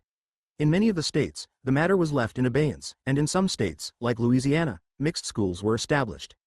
This raised a fury of opposition among the whites, but for reasons of economy and democracy it was obviously the best policy. The propaganda of race hatred made it eventually impossible, and the separate school systems so increased the cost of public education in the South that they resulted in the retardation of the whole system and eventually in making the Negro child bear the burden of the increased cost. So that even to this day throughout the South, the Negro child has from 1/2 to 1/10 as much spent on his education as the white child, and even then, the white child does not receive sufficient funds for a thorough elementary education. Separation by race was prohibited in the constitutions of South Carolina and Louisiana. In Atlanta, the Board of Education wanted mixed schools, but allowed separate schools when they were desired. The trustees of the Peabody Fund caused the dropping of a clause prohibiting separate schools in the original draft of the Federal Civil Rights Bill of 1875. One Southern congressman's speech represents the strength of this fear. Woe be unto the political party which shall declare to the toiling yeoman, the honest laboring poor of this country, your children are no better than a Negro's. If you think so, you shall not practice on that opinion. We are the rulers. You are the servants. We know what is best for you and your children. We, the millionaires, we, who are paid out of your pockets, will take your money and will send our children to select high schools, to foreign lands, where no Negroes are, but you who are too poor to pay, shall send your ragged, hungry urchins to the common schools on such terms as we dictate, or keep them away to stray among the treacherous quicksands and shoals of life, to wander on the streets and learn to syllable the alphabet of vice and crime, or stay at home, and like blind Samson, in mental darkness, tramped barefoot, the treadmill of unceasing toil. 52. In the Reconstruction constitutions, state taxation for schools was a new feature, unknown in the previous school laws of Alabama, Florida, Arkansas, Georgia, Mississippi, North Carolina, and South Carolina. The principle of direct taxation was undoubtedly the most important contribution of the Reconstruction regime to the public school movement in the South. It was perpetuated in all the revisions of these constitutions after 1876, except in Alabama. The victory of Home Rule in 1876 was followed by a period of hostility or at least indifference to public education. In 1879, in Virginia, $1 million belonging to the school fund had been used for other purposes. In Georgia, the legislature of 1876 destroyed $350,000 worth of bonds belonging to the school fund. Tennessee, in 1869, abolished the general tax for school purposes and the administrative system. The Alabama Constitution of 1875, instead of allocating 1/5 of the state revenue to education, which was the provision in the Constitution of 1868, substituted direct appropriation. In Arkansas, the income from land sales belonging to the school fund was used for other purposes. There were similar reductions of school revenue in Louisiana. In Texas, a voluntary county system was substituted for the state system in 1875 and 1876. The public school system of the South was helped by the gifts of the Peabody Fund in 1867 and 1869. On account of the influences mentioned, it became common throughout the South for all parties to pledge themselves to the cause of public schools. Yet, by some of those strange fatalities of history, the strongest of all influences for educational progress was the very one which during and just after the Reconstruction period undoubtedly checked the cause. That was the race issue. The movement to eliminate the Negro as a factor in politics involved an appeal to passion, to prejudice, and sometimes a misrepresentation of the part of the colored man in Southern progress. 53. It is fair to say that the Negro carpetbag governments established the public schools of the South. Although recent researches have shown many germs of a public school system in the South before the war, there can be no reasonable doubt that common school instruction in the South, in the modern sense of the term, was founded by the Freedmen's Bureau and missionary societies, and that the state public school system was formed mainly by Negro Reconstruction governments. Dunning says, free public education existed in only a rudimentary and sporadic form in the South before the war, but the new constitutions provided generally for complete systems on advanced Northern models. 54. Colonel Richard P. Hallowell adds, the whites had always regarded the public school system of the North with contempt. The freedmen introduced and established it, and it stands today a living testimony. 55. Vision has been bitter. Local control meant the control of property and racial particularism. It stood for reaction and prejudice, and wherever there was retrogression, particularly in Negro schools, it can be traced to the increased power of the county and district administrators. This accounts for the difficulties, corruption, and failures in Alabama and South Carolina, particularly, and in most of the other southern states. For the first success of the Negro schools, the South deserved little praise. From the beginning, most of the southern states made the Negro schools just as bad as they dared to in the face of national public opinion, and every cent spent on them was taken from Negro rents and wages, and came back to the property holders tenfold in increased opportunities for exploitation. It is said, for instance, in one state, there were to be free public schools. The blacks were to be the chief beneficiaries of the new system, but the whites would pay the taxes. Whites considered such education either useless or positively dangerous to society. Of free, self-sacrificing gifts for the sake of Negro uplift and intelligence, the vast majority of Southern white people contributed almost nothing. In recent years, under the influence of educational leaders like Atticus Haygood and James Dillard, the support of Negro education in some Southern states has become more enlightened and generous. This is particularly true in North Carolina, West Virginia, and Texas. Improvement over unusually bad conditions may be noted also in Louisiana, Virginia, and Delaware. The situation in South Carolina, Florida, Georgia, Alabama, and Mississippi is still reactionary and deplorable, while the improvement in Arkansas, Tennessee, and Kentucky is not great. Finally, the movement that saved the Negro public school system was not enlightened Southern opinion, but rather that Northern philanthropy which at the very beginning of the Negro education movement contributed toward the establishment of Negro colleges. The reason for them at first was to supply the growing demand for teachers, and was also a concession to Southern prejudice, which so violently disliked the white teacher in the Negro school. This led to the establishment by 1879 of 84 normal and high schools and 16 colleges, with over 12,000 students. But these institutions soon saw a higher mission. In the midst of reaction and disfranchisement, of poverty and growing caste, they became the centers of a training in leadership and ideals for the whole Negro race, and the only fine and natural field of contact between white and black culture. The fathers of 40 years ago anticipated the criticisms of later years as to the wisdom of colleges for the development of a backward race. So, they said, let it be granted that other lines of education are imperative. Colleges also certainly are needed, and we must set the standards for the education of the race now. Thorough training, large knowledge, and the best culture possible are needed to invigorate, direct, purify, and broaden life. Needed for the wise administration of citizenship, the duties of which are as sure to come as the sun is to shine, though today or tomorrow may be cloudy. Needed to overcome narrowness, one-sidedness, and incompleteness. 56. Howard University and Freedmen's Hospital are survivals of the Freedmen's Bureau. Howard University was chartered in 1867 and General O. Howard, head of the Freedmen's Bureau, was made its first president. Succeeding as presidents were W.E.B. Patton, J.E. Rankin, who wrote, God be with you until we meet again, and John Gordon, a lineal descendant of Jonathan Edwards. On its governing board have been Douglas, Langston, and Bruce. It has the largest Negro medical center in the United States, and has furnished about half of the Negro lawyers. Berea College was started by John G. Fee, a Kentuckian, who became an abolitionist. After the war, colored students were admitted, and a brother of the president of Oberlin was at the head of the school. For 40 years, colored students attended Berea, but finally, in 1904, the institution was by law closed to Negroes. Hampton Institute was founded by General S.C. Armstrong, near where the Negroes were first made, contraband of war, and where a colored woman founded the first colored school. Among its trustees were Mark Hopkins, Phillips Brooks, and John G. Whittier. Atlanta University was founded by Edmund Ware in 1867. To have gone on as President Ware did during those early years, there must have been in his heart deathless love and pity for men who needed what he could give them, a faith in the gospel and eternal righteousness that never wavered, and a love for God that made work easy and suffering joy. 57.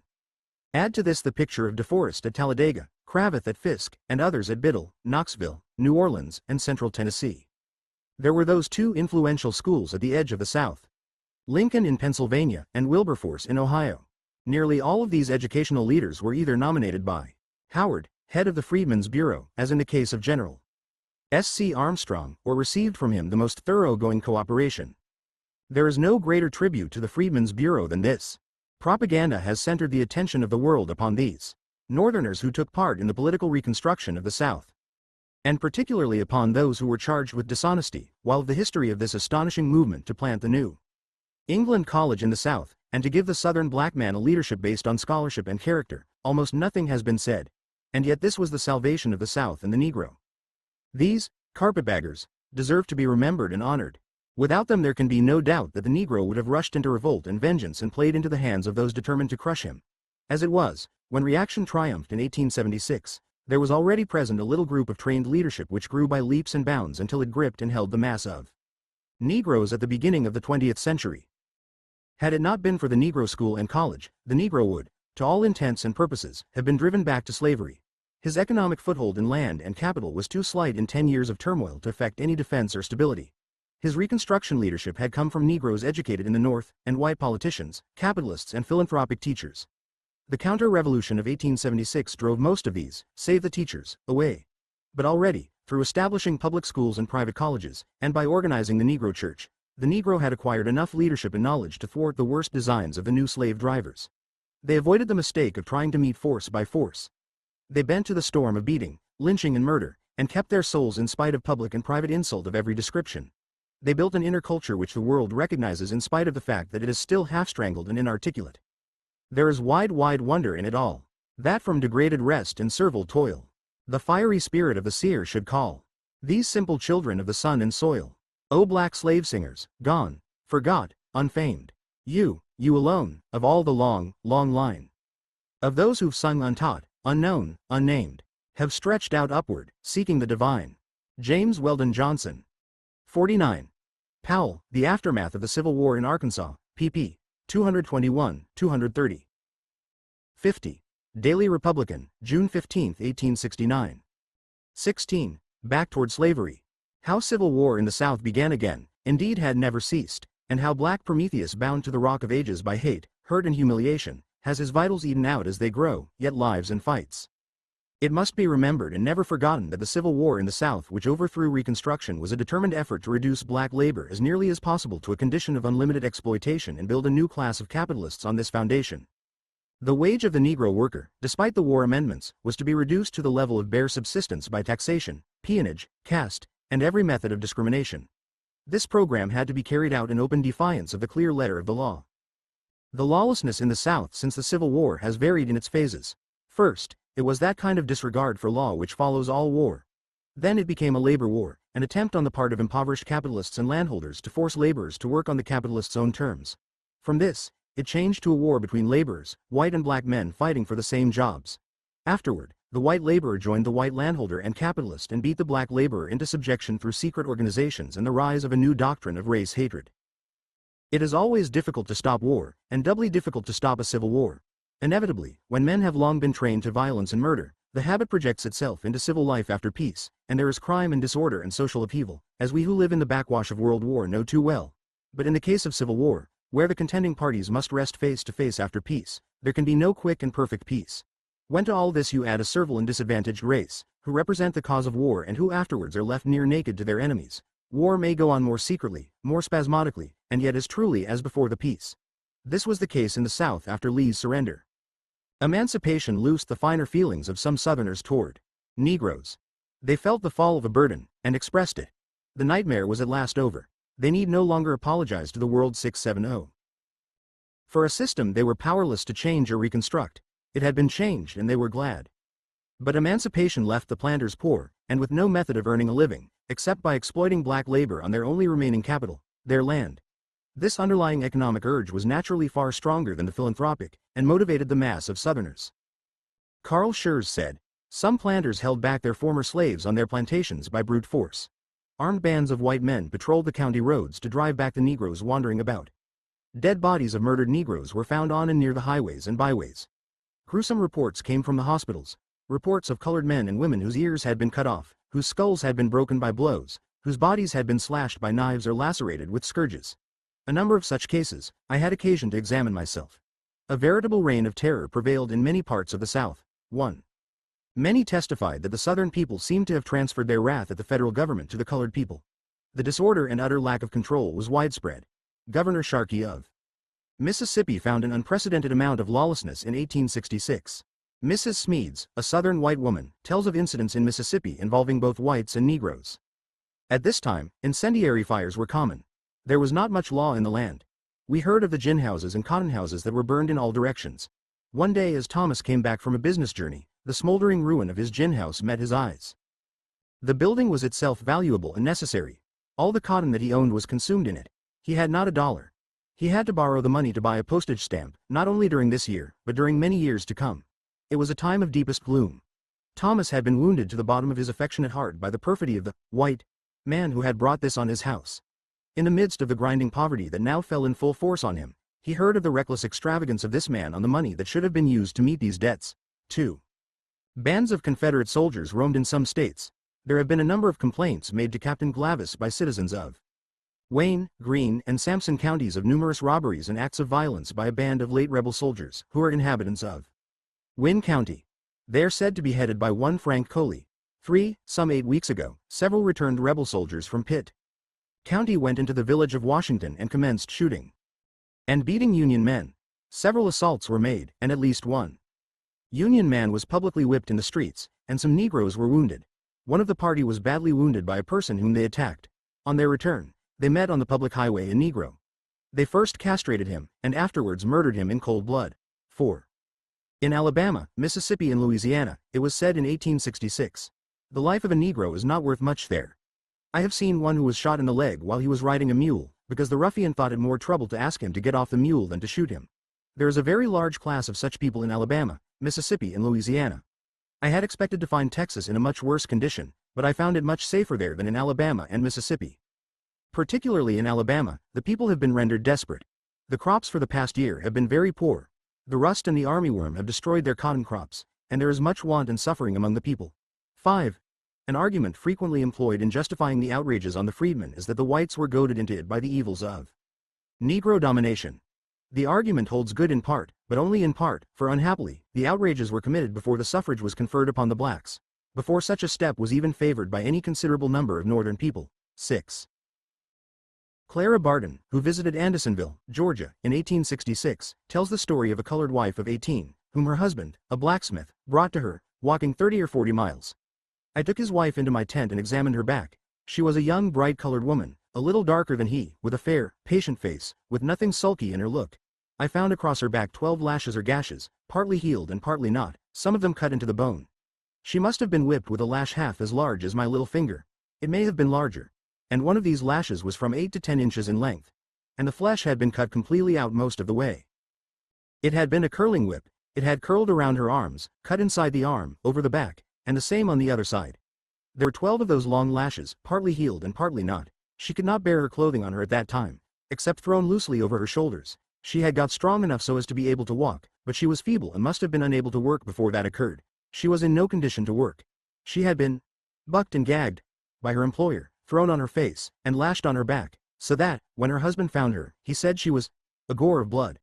The offense was that, in the last months of pregnancy, she had proved unable to do the task of spinning which was given her. 7 inches there was in those southern states which I have visited for some years after the war, and up to the year 1868, or in some cases 1870, much disorder, and a condition of lawlessness toward the blacks, a disposition, greatest in the more distant and obscure regions, to trample them underfoot, to deny them equal rights, and to injure or kill them on slight or no provocations. The tremendous change in the social arrangements of the southern whites had suffered a defeat which was sore to bear, and on top of this, they saw their slaves, their most valuable and cherished property, taken away and made free, and not only free, but their political equals. One needs to go into the far South to know what this really meant, and what deep resentment and irritation it inevitably bred. 8. The unrest and bitterness of post-war lawlessness were gradually transmuted into economic pressure. Systematic effort was made by the owners to put the Negro to work, and equally determined effort by the poor whites to keep him from work which competed with them or threatened their future work and income. Cotton and other crops were high in price, and hard work would soon restore something of the losses of war. The planters offered the ex-slave, therefore, a labor contract, and were surprised when he refused. He had to refuse. The plantation laborer, under the conditions offered, would still be a slave, with small chance to rise to the position of independent farmer, or even of free modern laborer. On the other hand, the poor whites were determined to keep the blacks from access to the richer and better land from which slavery had driven the white peasants. A three-cornered battle ensued and increased lawless aggression. Recurrent crop failures due to the weather made more trouble, and at the same time, the wars of Europe, the 7 Weeks' War and the Franco-Prussian War, disturbed civilization. In such an economic revolution, the cost of change and uplift ought to fall on the community, the nation, and the government. The plantation land should have gone to those who worked it, and the former owner should have been compensated in some part for a lost investment made with the social sanction of the nation. To this, should have been added economic opportunity and access to the land for the poor whites. But such a possible outcome was frustrated by the economic selfishness of the North, and by the intransigent attitude of the vast majority of the planters. They did not believe in freedom for Negroes, and they sought to frustrate it by law, force, and deliberate cheating, and by arrogant demands for economic license and political power, such as no sane nation could grant. This result was federal Reconstruction. A lawlessness which, in 1865 to 1868, was still spasmodic and episodic, now became organized, and its real underlying industrial causes obscured by political excuses and race hatred.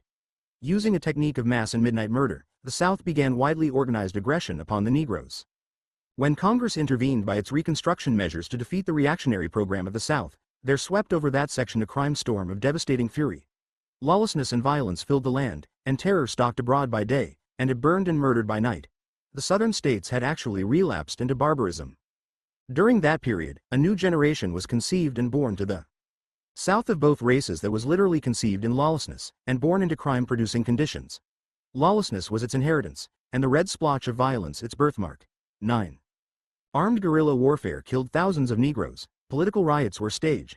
Their causes or occasions were always obscure, their results always certain. 10 to 100 times as many Negroes were killed as whites. Then differences began to arise. Instead of driving the Negroes to work, bands of poor whites began to drive them from work. Private vengeance was taken upon prosperous and hardworking Negroes. A number of Negroes were employed in building the airline railroad between Atlanta and Charlotte. Disguised men went there, took the Negroes and whipped them, and forced them back to the farms to work. They were receiving money wages for working on the railroad. A man from Ohio, living in Clarendon County, South Carolina, had his stock and business amounting to $40,000 a year entirely destroyed. There were a good many industrious men, who if they could get a start, would make crops of their own and become independent farmers. In every such case, where colored men could bring proper recommendations there of evidences of industry, he would take advances to them as well as to white men. The farmers about complained that in this way he was taking away laborers and making Negroes independent farmers. They whipped him, ruined his business, and drove him out of the state. 10. In Choctaw County, Alabama, a colored man, Robert Fullerlove, lived. Masked men shot into his house and burned it. He and his neighbors were killed and driven away. I have 400 acres of land. I have about 20 head of cattle, little and big. I have an ox team, and in a lot of cattle there are 7 milk cows. I have corn and fodder and hogs. I had a very fine crop of cotton planted and was going over it, when this last raid happened at my house. I have lost my crop entirely, and it isn't worthwhile for me to stay. I am a hard-working man, and I love what I have worked for and D11. Augustus Blair of Huntsville, Alabama, was a hard-working old black man, who had stayed at home during the war and helped to take care of the little white children. The Ku Klux came to his house, seized his son, and beat and maltreated him. He got so he could get about a little. I hired a wagon and fetched him here, but directly he came here he was taken down with a hemorrhage that came from stamping him on the stomach and breast. They stamped him all over the stomach and breast. In 2 weeks after he was examined in the courtroom there, he died. Everybody that saw him said he couldn't live, and they were surprised that he lived so long. I had the doctors to tend to him. I owe $40 or $50 to Dr. Henry Benford. He asked me for the money on Saturday. After all this was done, I knew every man of them, and I came here and made complaint. Mr. Wager assisted me, and Jim Common, of Athens, told me to have them arrested before the grand jury. I had a good deal of property down there. I had 30 head of hogs and 4 bales of cotton. I had 4 bales ginned and fetched my cotton there and sold it. They looked for me to go back. I left my wife and young child there. I didn't want to go away. I hadn't done anything, but I believe they would have treated me just the same way, and I went away. I left 30 head of hogs and 1 good milk cow, 4 bales of cotton, and my corn in the field. Jim Common told me to sue for it. I went down there and all my things were gone. 12.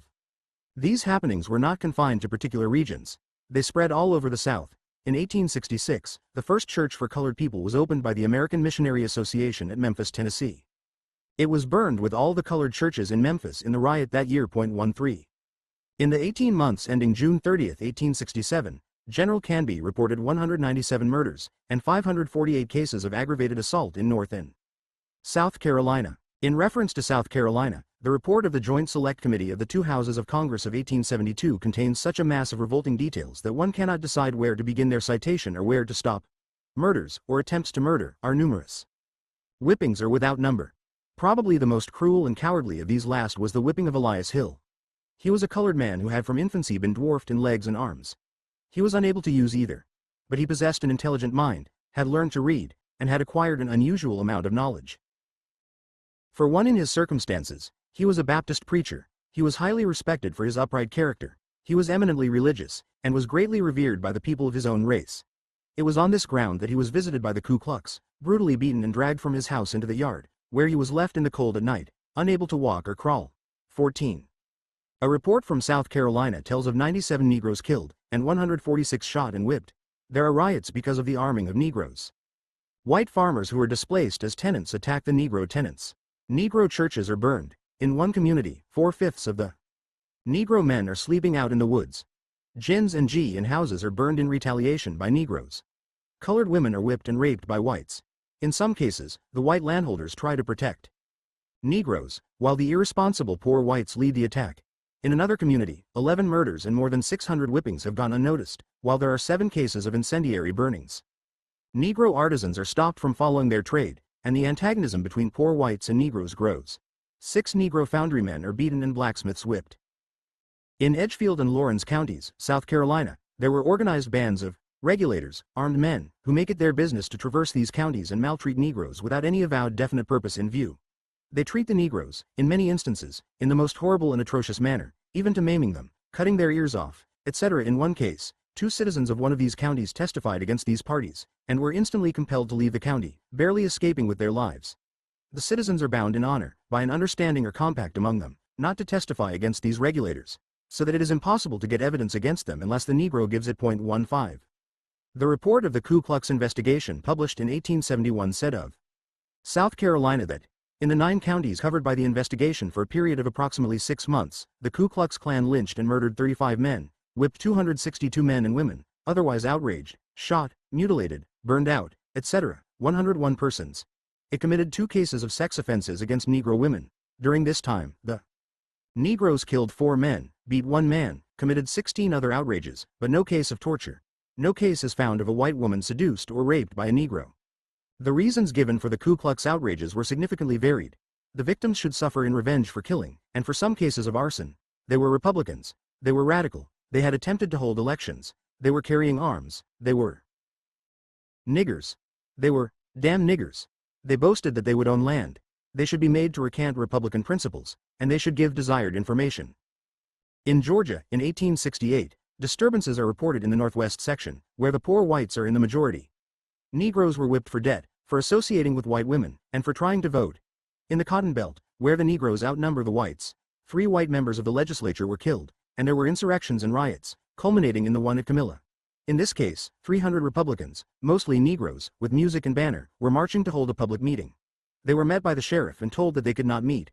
A riot ensued, where 8 or 9 Negroes were killed, and 20 to 40 wounded. No whites were killed.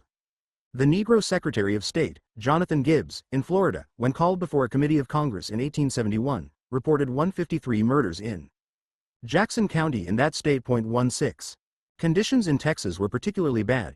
In 1869, in 30 counties, there was no civil government, and in others, very imperfect organizations. During Sheridan's command of the state there were 9 murders a month. If he owned both hell and Texas, Sheridan said upon one occasion, he would rent out Texas and live in hell. A statement which was repeated over the country for a generation. Benjamin F. Wade added to this that he was told JPY, a native, all that Texas needs to make it a paradise is water and good society. Yes, answered Wade, that's all they need in hell. 17. A committee of the Constitutional Convention of 1868 on partial returns said that 1,035 men no less than care had been murdered in Texas since the close of the war, and a federal attorney said that the number might have been 2,000. The Secretary of State reports to the Texas Senate that 905 homicides had taken place in the 2 years ending in 1870, and he believed that if all the facts were known, the total would be 1,500. In 1870, after the new state government was organized, it was officially reported that 2,970 persons charged with murder were evading arrest in the state, and 2 to 7 murders were often attributed to the same individual. From war, turmoil, poverty, forced labor and economic rivalry of labor groups, there came again in the South the domination of the secret order, which systematized the effort to subordinate the Negro. The method of force which hides itself in secrecy is a method as old as humanity. The kind of thing that men are afraid or ashamed to do openly and by day, they accomplish secretly, masked, and at night. The method has certain advantages. It uses fear to cast out fear. It dares things at which open method hesitates. It may with a certain impunity attack the high and the low.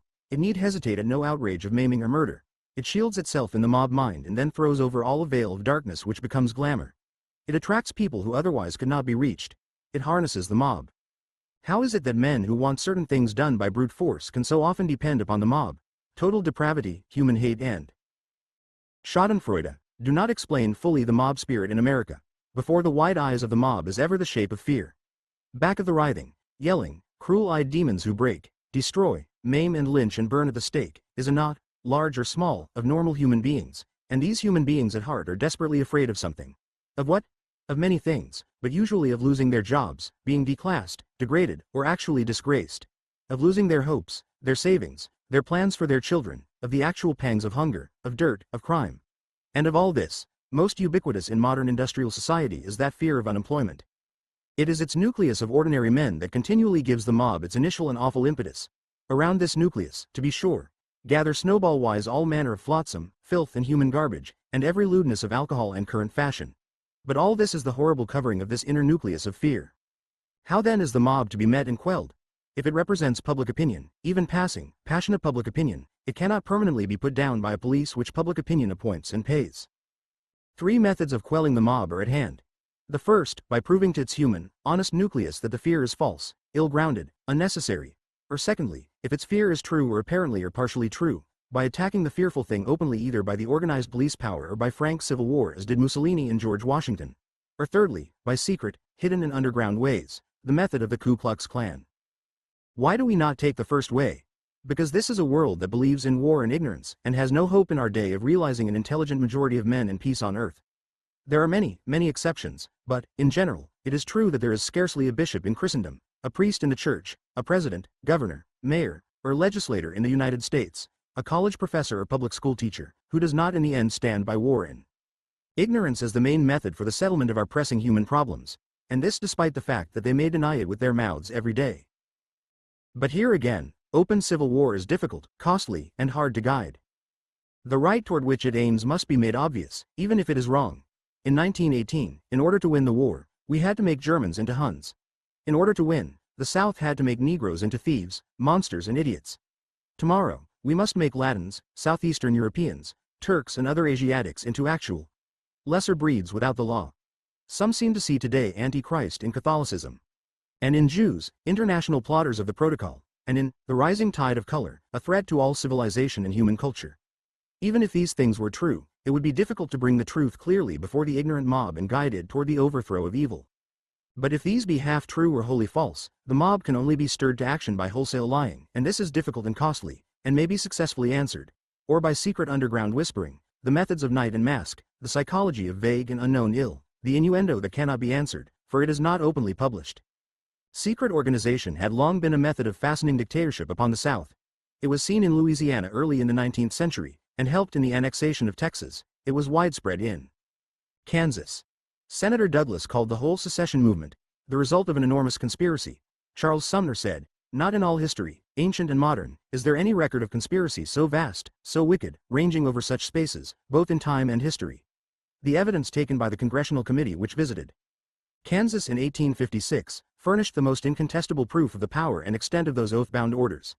The different lodges were connected together by an effective organization. It embraced great numbers of the citizens of Missouri, and was extended into other slave states and into the territory. Its avowed purpose was not only to extend slavery into Kansas, but also into other territories of the United States. This dangerous society was controlled by men who avowed their purpose to extend slavery at all hazards. 18. The renewed use of the secret orders to fasten the dictatorship of property over labor upon the South began in New Orleans in 1865, when the rebel armies were disbanded and began to return to the city. First, apparently, appeared the Southern Cross, determined to drive out the new Northern capitalist and reduce the Negroes to slavery. Governor Wells said in 1866, "Should the secret associations now organizing rapidly be able to regain the ascendancy which made it, New Orleans, a living hell for years before the rebellion, I shudder at the consequences." Meantime, a larger and more inclusive secret order had been started in Tennessee known as the Ku Klux Klan. Tennessee, Alabama, Texas, Arkansas and North Carolina soon fell under its action by the same methods. The new technique of the plan solidified the various objects and efforts, and provided a new unity through emphasizing the importance of race. The race element was emphasized in order that property holders could get the support of the majority of white laborers and make it more possible to exploit Negro labor. But the race philosophy came as a new and terrible thing to make labor unity or labor class consciousness impossible. So long as the Southern white laborers could be induced to prefer poverty to equality with the Negro, just so long was a labor movement in the South made impossible. Some excuse the rise of the Ku Klux and the White League and the Knights of the White Camellia in the South with the plea that they were the answer to Negro suffrage, and that the Union Leagues started among Negroes were the cause of secret orders among whites. There is no historic foundation for this. The Union League in the North was the movement of Northern white aristocracy, including most of the rich and well-to-do, against defeatism and the menace of the Copperhead. Its powerful and influential social clubs in New York, Philadelphia, and elsewhere exist to this day. This Union League movement influenced the labor vote in the North. It came to the South with the carpetbaggers and used the Northern technique. It employed among Negroes some ceremonies and secrecy, but it never contemplated murder and force. By no stretch of imagination could it be called an organization similar to or provocative of the Ku Klux Klan. The carpetbaggers organized the Negro voters and offered them more in wages and privileges than the whites. The logical answer of the planters, in a free industrial democracy, would have been to meet these offers by better ones. They chose instead force and secret revolution. It was not, then, the organization of Union Leagues that caused the Ku Klux Klan. It was the determination to deprive the Negroes, by force, of any real weapon for economic bargaining. Their use of the ballot from 1868 to 1872 roused the property holders to a frenzy of protest, but it also attracted certain elements of white labor, and bade fair, with reform and efficiency, to build a Southern Labor Party. There was but one way to break up this threatened coalition, and that was to unite poor and rich whites by the shibboleth of race, and despite divergent economic interests. The work of secret orders in 1868 to 1872 frustrated any mass movement toward union of white and black labor. Before 1874, the turmoil of Louisiana blazed the way. The New Orleans riot in 1866, which stirred the nation and influenced a presidential election, was due primarily to the fact that the head of a secret order was also chief of police. The Knights of the White Camellia came into prominence after Negro enfranchisement and were especially aimed at excluding Negroes from voting by terrorism and killing the leaders. The presidential election of 1868 spurred the planters and their allies to deliberate activity. They saw a chance to nullify the vote of black labor, unite with Northern Copperhead democracy and capture the government. Frank Blair egged them on to revolution. The testimony shows that over 2,000 persons were killed, wounded, and otherwise injured in Louisiana within a few weeks prior to the presidential election in November 1868.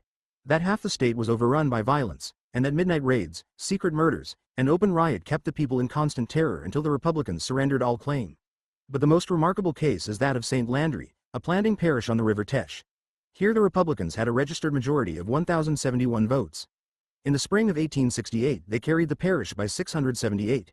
In the fall they gave Grant no vote, not one, while the Democrats cast 4,787, the full vote of the parish, for Seymour in Blair. Here occurred one of the bloodiest riots on record, in which the Ku Klux killed and wounded over 200 Republicans, hunting and chasing them for 2 days and nights through fields and swamps. 13 captives were taken from the jail and shot. A pile of 25 dead bodies was found half buried in the woods. Having conquered the Republicans and killed and driven OFLF the white leaders, the Ku Klux captured the masses, marked them with badges of red flannel, enrolled them in clubs, made them vote the Democratic ticket, and then gave them a certificate of the fact. 19. In the parish of St. Bernard, a Negro was killed. A black mob killed a white man. 3 steamboats filled with armed ruffians left New Orleans for the scene of the riot. Before the trouble could be composed, a dozen or 15 men were slain. 20. Frightful conditions prevailed up the Red River around Shreveport, in Caddo and Bossier parishes, a trading center for Texas, Arkansas, and the Indian nations. A United States Army officer on duty in this place saw 2 or 3 men shot down in the street in front of a store in which he sat. He picked up the bodies of 8 men. Reconstruction, an essay toward a history of the part which black folk played in the attempt to reconstruct democracy in America, 1860 to 1880. By W.E. Burghardt Du Bois. Professor. Copyright Ad Virginiam Vitae Salvatorum. Digitized by the Internet Archive in To the reader, the story of transplanting millions of Africans to the New World, and of their bondage for 4 centuries, is a fascinating one. Particularly interesting for students of human culture is the sudden freeing of these black folk in the 19th century and the attempt, through them, to reconstruct the basis of American democracy from 1860 to 1880. This book seeks to tell and interpret these 20 years of fateful history with a special reference to the efforts and experiences of the Negroes themselves. For the opportunity of making this study, I have to thank the trustees of the Rosenwald Fund, who made me a grant covering 2 years, the directors of the National Association for the Advancement of Colored People, who allowed me time for the writing, the president of Atlanta University, who gave me help and asylum during the completion of the work, and the trustees of the Carnegie Fund who contributed toward the finishing of the manuscript. I need hardly add that none of these persons are in any way responsible for the views herein expressed. It would be only fair to the reader to say frankly in advance that the attitude of any person toward this story will be distinctly influenced by his theories of the Negro race. If he believes that the Negro in America and in general is an average and ordinary human being, who under given environment develops like other human beings, then he will read this story and judge it by the facts adduced. If, however, he regards the Negro as a distinctly inferior creation, who can never successfully take part in modern civilization and whose emancipation and enfranchisement were gestures against nature, then he will need something more than the sort of facts that I have set down. But this latter person, I am not trying to convince. I am simply pointing out these 2 points of view, so obvious to Americans, and then without further ado, I am assuming the truth of the first. In fine, I am going to tell this story as though Negroes were ordinary human beings, realizing that this attitude will from the first seriously curtail my audience. W.E. Burghardt Du Bois. Atlanta, December, 1934.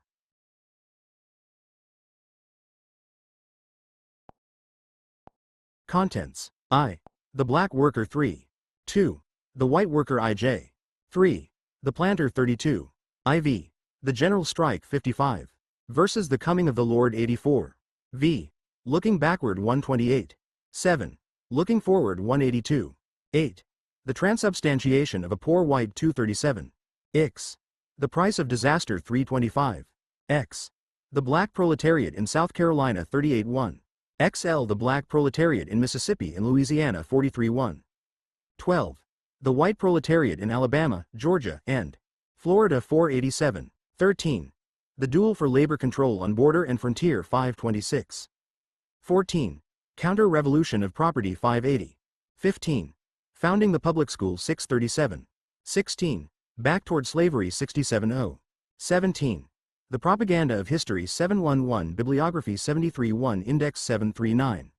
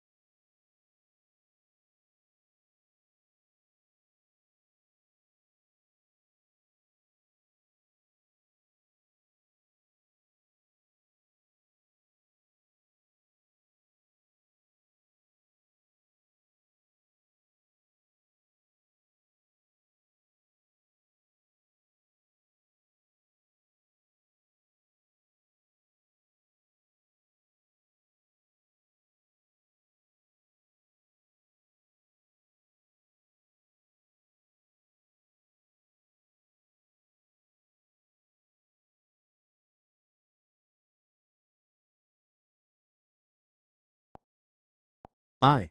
The Black Worker. How black men, coming to America in the 16th, 17th, 18th and 19th centuries, became a central thread in the history of the United States, at once a challenge to its democracy and always an important part of its economic history and social development. Easily the most dramatic episode in American history was the sudden move to free 4 million black slaves in an effort to stop a great civil war, to end 40 years of bitter controversy, and to appease the moral sense of civilization.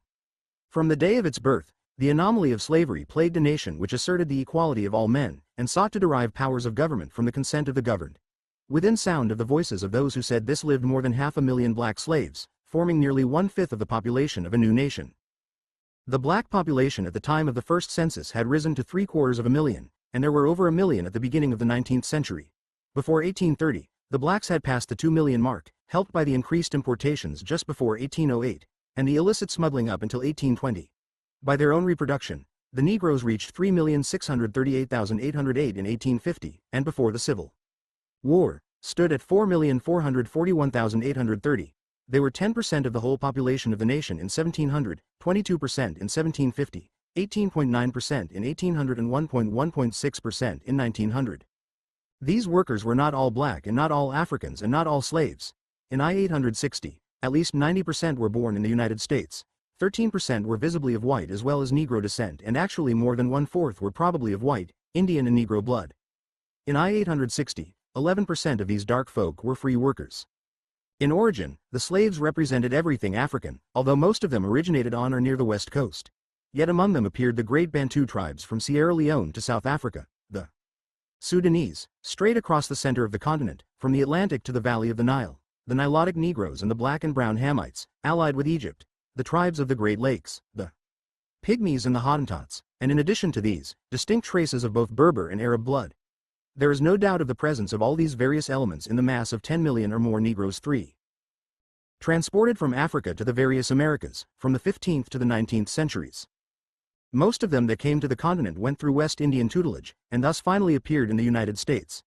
They brought with them their religion and rhythmic song, and some traces of their art and tribal customs. And after a lapse of 2½ centuries, the Negroes became a settled working population, speaking English or French, professing Christianity, and used principally in agricultural toil. Moreover, they so mingled their blood with white and red America that today less than 25% of the Negro Americans are of unmixed African descent. So long as slavery was a matter of race and color, it made the conscience of the nation uneasy and continually affronted its ideals. The men who wrote the Constitution sought by every evasion, and almost by subterfuge, to keep recognition of slavery out of the basic form of the new government. They founded their hopes on the prohibition of the slave trade, being sure that without continual additions from abroad, this tropical people would not long survive, and thus the problem of slavery would disappear in death. They miscalculated, or did not foresee the changing economic world. It might be more profitable in the West Indies to kill the slaves by overwork and import cheap Africans. But in America without a slave trade, it paid to conserve the slave and let him multiply. When, therefore, manifestly the Negroes were not dying out, there came quite naturally new excuses and explanations. It was a matter of social condition. Gradually these people would be free, but freedom could only come to the bulk as the freed were transplanted to their own land and country, since the living together of black and white in America was unthinkable. So again the nation waited, and its conscience sank to sleep. But in a rich and eager land, wealth and work multiplied. They twisted new and intricate patterns around the earth. Slowly but mightily these black workers were integrated into modern industry. On free and fertile land Americans raised, not simply sugar as a cheap sweetening, rice for food and tobacco as a new and tickling luxury. But they began to grow a fiber that clothed the masses of a ragged world. Cotton grew so swiftly that the 9,000 bales of cotton which the new nation scarcely noticed in 1791 became 79,000 in 1800. And with this increase, walked economic revolution in a dozen different lines. The cotton crop reached 500,000 bales in 1822, 1 million bales in 1831, 2 million in 1840, 3 million in 1852, and in the year of secession, stood at the then enormous total of 5 million bales. Such facts and others, coupled with the increase of the slaves to which they were related as both cause and effect, meant a new world. And all the more so because with increase in American cotton and Negro slaves, came both by chance and ingenuity new miracles for manufacturing, and particularly for the spinning and weaving of cloth. The giant forces of water and of steam were harnessed to do the world's work, and the black workers of America bent at the bottom of a growing pyramid of commerce and industry. And they not only could not be spared, if this new economic organization was to expand, but rather they became the cause of new political demands and alignments, of new dreams of power and visions of empire. First of all, their work called for widening stretches of new, rich, black soil, in Florida, in Louisiana, in Mexico, even in Kansas. This land, added to cheap labor, and labor easily regulated and distributed, made profits so high that a whole system of culture arose in the South, with a new leisure and social philosophy. Black labor became the foundation stone not only of the Southern social structure, but of Northern manufacture and commerce, of the English factory system, of European commerce, of buying and selling on a worldwide scale. New cities were built on the results of black labor, and a new labor problem, involving all white labor, arose both in Europe and America. Thus, the old difficulties and paradoxes appeared in new dress. It became easy to say and easier to prove that these black men were not men in the sense that white men were, and could never be, in the same sense, free. Their slavery was a matter of both race and social condition, but the condition was limited and determined by race. They were congenital wards and children, to be well treated and cared for, but far happier and safer here than in their own land. As the Richmond, Virginia, Examiner put it in 1854. Let us not bother our brains about what Providence intends to do with our Negroes in the distant future, but glory in and profit to the utmost by what he has done for them in transplanting them here, and setting them to work on our plantations. True philanthropy to the Negro begins, like charity, at home. And if Southern men would act as if the canopy of heaven were inscribed with a covenant, in letters of fire, that the Negro is here, and here forever, is our property, and ours forever, they would accomplish more good for the race in 5 years than they boast the institution itself to have accomplished in 2 centuries. On the other hand, the growing exploitation of white labor in Europe, the rise of the factory system, the increased monopoly of land, and the problem of the distribution of political power, began to send wave after wave of immigrants to America, looking for new freedom, new opportunity and new democracy. The opportunity for real and new democracy in America was broad. Political power at first was, as usual, confined to property holders and an aristocracy of birth and learning. But it was never securely based on land. Land was free and both land and property were possible to nearly every thrifty worker. Schools began early to multiply and open their doors even to the poor laborer. Birth began to count for less and less and America became to the world a land of economic opportunity. So the world came to America, even before the Revolution, and afterwards during the 19th century, 19 million immigrants entered the United States.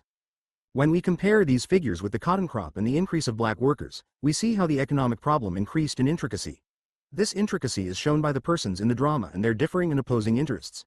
There were the native-born Americans, largely of English descent, who were the property holders and employers, and even so far as they were poor, they looked forward to the time when they would accumulate capital and become, as they put it, economically independent. Then there were the new immigrants, torn with a certain violence from their older social and economic surroundings. Strangers in a new land, with visions of rising in the social and economic world by means of labor. They differed in language and social status, varying from the half-starved Irish peasant to the educated German and English artisan. There were the free Negroes. Those of the North free in some cases for many generations, and voters, and in other cases, fugitives, new come from the South, with little skill and small knowledge of life and labor in their new environment. There were the free Negroes of the South, an unstable, harried class, living on sufferance of the law, and the goodwill of white patrons, and yet rising to be workers and sometimes owners of property and even of slaves, and cultured citizens. There was the great mass of poor whites, disinherited of their economic portion by competition with the slave system and land monopoly. In the earlier history of the South, free Negroes had the right to vote. Indeed, so far as the letter of the law was concerned, there was not a single Southern colony in which a black man who owned the requisite amount of property, and complied with other conditions, did not at some period have the legal right to vote. Negroes voted in Virginia as late as 1723, when the Assembly enacted that no free Negro, mulatto or Indian, shall hereafter have any vote at the elections of burgesses or any election whatsoever. In North Carolina, by the Act of 1734, a former discrimination against Negro voters was laid aside and not reenacted until 1835. A complaint in South Carolina, in 1701, said, "Several free Negroes were received, and taken for as good electors as the best freeholders in the province, so that we leave it with your lordships to judge whether admitting aliens, strangers, servants, Negroes, and as good and qualified voters, can be thought any ways agreeable to King Charles's patent to your lordships, or the English Constitution of Government." Again in 1716, Jews and Negroes, who had been voting, were expressly excluded. In Georgia, there was at first no color discrimination, although only owners of 50 acres of land could vote. In 1761, voting was expressly confined to white men. 1. In the states carved out of the Southwest, they were disfranchised as soon as the state came into the Union, although in Kentucky they voted between 1792 and 1799, and Tennessee allowed free Negroes to vote in her Constitution of 1796. In North Carolina, where even disfranchisement, in 1835, did not apply to Negroes who already had the right to vote, It was said that the several hundred Negroes who had been voting before then usually voted prudently and judiciously. In Delaware and Maryland they voted in the latter part of the 18th century. In Louisiana, Negroes who had the right to vote during territorial status were not disfranchised. To sum up, in colonial times, the free Negro was excluded from the suffrage only in Georgia, South Carolina and Virginia, in the border states. Delaware disfranchised the Negro in 1792, Maryland in 1783 and 1810.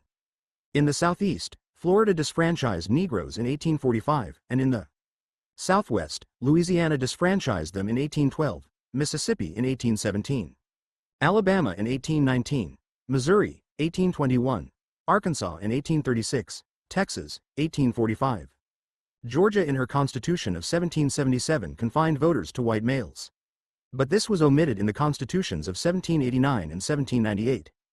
As slavery grew to a system and the Cotton Kingdom began to expand into imperial white domination, a free Negro was a contradiction, a threat and a menace. As a thief and a vagabond, he threatened society. But as an educated property holder, a successful mechanic or even professional man, he more than threatened slavery. He contradicted and undermined it. He must not be. He must be suppressed, enslaved, colonized. And nothing so bad could be said about him that did not easily appear as true to slaveholders. In the North, Negroes, for the most part, received political enfranchisement with the white laboring classes. In 1778, the Congress of the Confederation twice refused to insert the word white in the Articles of Confederation in asserting that free inhabitants in each state should be entitled to all the privileges and immunities of free citizens of the several states. In the law of 1783, free Negroes were recognized as a basis of taxation, and in 1784, they were recognized as voters in the territories. In the Northwest Ordinance of 1787, free male inhabitants of full age were recognized as voters. The few Negroes that were in Maine, New Hampshire and Vermont could vote if they had the property qualifications. In Connecticut they were disfranchised in 1814. In 1865 this restriction was retained, and Negroes did not regain the right until after the Civil War. In New Jersey, they were disfranchised in 1807, but regained the right in 1820 and lost it again in 1847. Negroes voted in New York in the 18th century, then were disfranchised, but in 1821 were permitted to vote with a discriminatory property qualification of $250. No property qualification was required of whites. Attempts were made at various times to remove this qualification, but it was not removed until 1870. In Rhode Island they were disfranchised in the Constitution which followed Dorr's Rebellion, but finally allowed to vote in 1842. In Pennsylvania, they were allowed to vote until 1838 when the Reform Convention restricted the suffrage to whites. The western states as territories did not usually restrict the suffrage, but as they were admitted to the Union they disfranchised the Negroes. Ohio in 1803, Indiana in 1816, Illinois in 1818, Michigan in 1837, Iowa in 1846, Wisconsin in 1848, Minnesota in 1858, and Kansas in 1861. The Northwest Ordinance and even the Louisiana Purchase had made no color discrimination in legal and political rights, but the states admitted from this territory, specifically and from the first, denied free black men the right to vote and passed codes of black laws in Ohio, Indiana and elsewhere, instigated largely by the attitude and fears of the immigrant poor whites from the South. Thus, at first, in Kansas and the West, the problem of the black worker was narrow and specific. Neither the North nor the West asked that black labor in the United States be free and enfranchised. On the contrary, they accepted slave labor as a fact, but they were determined that it should be territorially restricted, and should not compete with free white labor. What was this industrial system for which the South fought and risked life, reputation and wealth, and which a growing element in the North viewed first with hesitating tolerance, then with distaste and finally with economic fear and moral horror? What did it mean to be a slave? It is hard to imagine it today. We think of oppression beyond all conception, cruelty, degradation, whipping and starvation, the absolute negation of human rights. Or on the contrary, we may think of the ordinary worker the world over today, slaving 10, 12, or 14 hours a day, with not enough to eat, compelled by his physical necessities to do this and not to do that, curtailed in his movements and his possibilities. And we say, here, too, is a slave called a free worker, and slavery is merely a matter of name. But there was in 1863 a real meaning to slavery different from that we may apply to the laborer today. It was in part psychological, the enforced personal feeling of inferiority, the calling of another master. The standing with hat in hand. It was the helplessness. It was the defenselessness of family life. It was the submergence below the arbitrary will of any sort of individual. It was without doubt worse in these vital respects than that which exists today in Europe or America. Its analog today is the yellow, brown and black laborer in China and India, in Africa, in the forests of the Amazon, and it was this slavery that fell in America. The slavery of Negroes in the South was not usually a deliberately cruel and oppressive system. It did not mean systematic starvation or murder. On the other hand, it is just as difficult to conceive as quite true the idyllic picture of a patriarchal state with cultured and humane masters under whom slaves were as children, guided and trained in work and play, given even such mental training as was for their good, and for the well-being of the surrounding world. The victims of Southern slavery were often happy, had usually adequate food for their health, and shelter sufficient for a mild climate. The Southerners could say with some justification that when the mass of their field hands were compared with the worst class of laborers in the slums of New York and Philadelphia, and the factory towns of New England, the black slaves were as well off and in some particulars better off. Slaves lived largely in the country where health conditions were better, they worked in the open air, and their hours were about the current hours for peasants throughout Europe. They received no formal education, and neither did the Irish peasant, the English factory laborer, nor the German bower. And in contrast with these free white laborers, the Negroes were protected by a certain primitive sort of old age pension, job insurance, and sickness insurance. That is, they must be supported in some fashion, when they were too old to work. They must have attention in sickness, for they represented invested capital, and they could never be among the unemployed. On the other hand, it is just as true that Negro slaves in America represented the worst and lowest conditions among modern laborers. One estimate is that the maintenance of a slave in the South cost the master about $19 a year, which means that they were among the poorest paid laborers in the modern world. They represented in a very real sense the ultimate degradation of man. Indeed, the system was so reactionary, so utterly inconsistent with modern progress, that we simply cannot grasp it today. No matter how degraded the factory hand, he is not real estate. The tragedy of the black slave's position was precisely this: his absolute subjection to the individual will of an owner, and to the cruelty and injustice which are the invariable consequences of the exercise of irresponsible power, especially where authority must be sometimes delegated by the planter to agents of inferior education and coarser feelings. The proof of this lies clearly written in the slave codes. Slaves were not considered men. They had no right of petition. They were divisible like any other chattel. They could own nothing. They could make no contracts. They could hold no property, nor traffic in property. They could not hire out. They could not legally marry nor constitute families. They could not control their children. They could not appeal from their master. They could be punished at will. They could not testify in court. They could be imprisoned by their owners, and the criminal offense of assault and battery could not be committed on the person of a slave. The willful, malicious and deliberate murder of a slave was punishable by death, but such a crime was practically impossible of proof. The slave owed to his master and all his family a respect, without bounds, and an absolute obedience. This authority could be transmitted to others. A slave could not sue his master, had no right of redemption, no right to education or religion. A promise made to a slave by his master had no force nor validity. Children followed the condition of the slave mother. The slave could have no access to the judiciary. A slave might be condemned to death for striking any white person.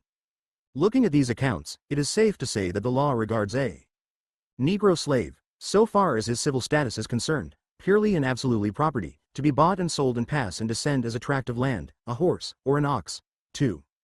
The whole legal status of slavery was enunciated in the extraordinary statement of a Chief Justice of the United States that Negroes had always been regarded in America as having no rights which a white man was bound to respect. It may be said with truth that the law was often harsher than the practice. Nevertheless, these laws and decisions represent the legally permissible possibilities, and the only curb upon the power of the master was his sense of humanity and decency, on the one hand, and the conserving of his investment on the other. Of the humanity of large numbers of Southern masters there can be no doubt.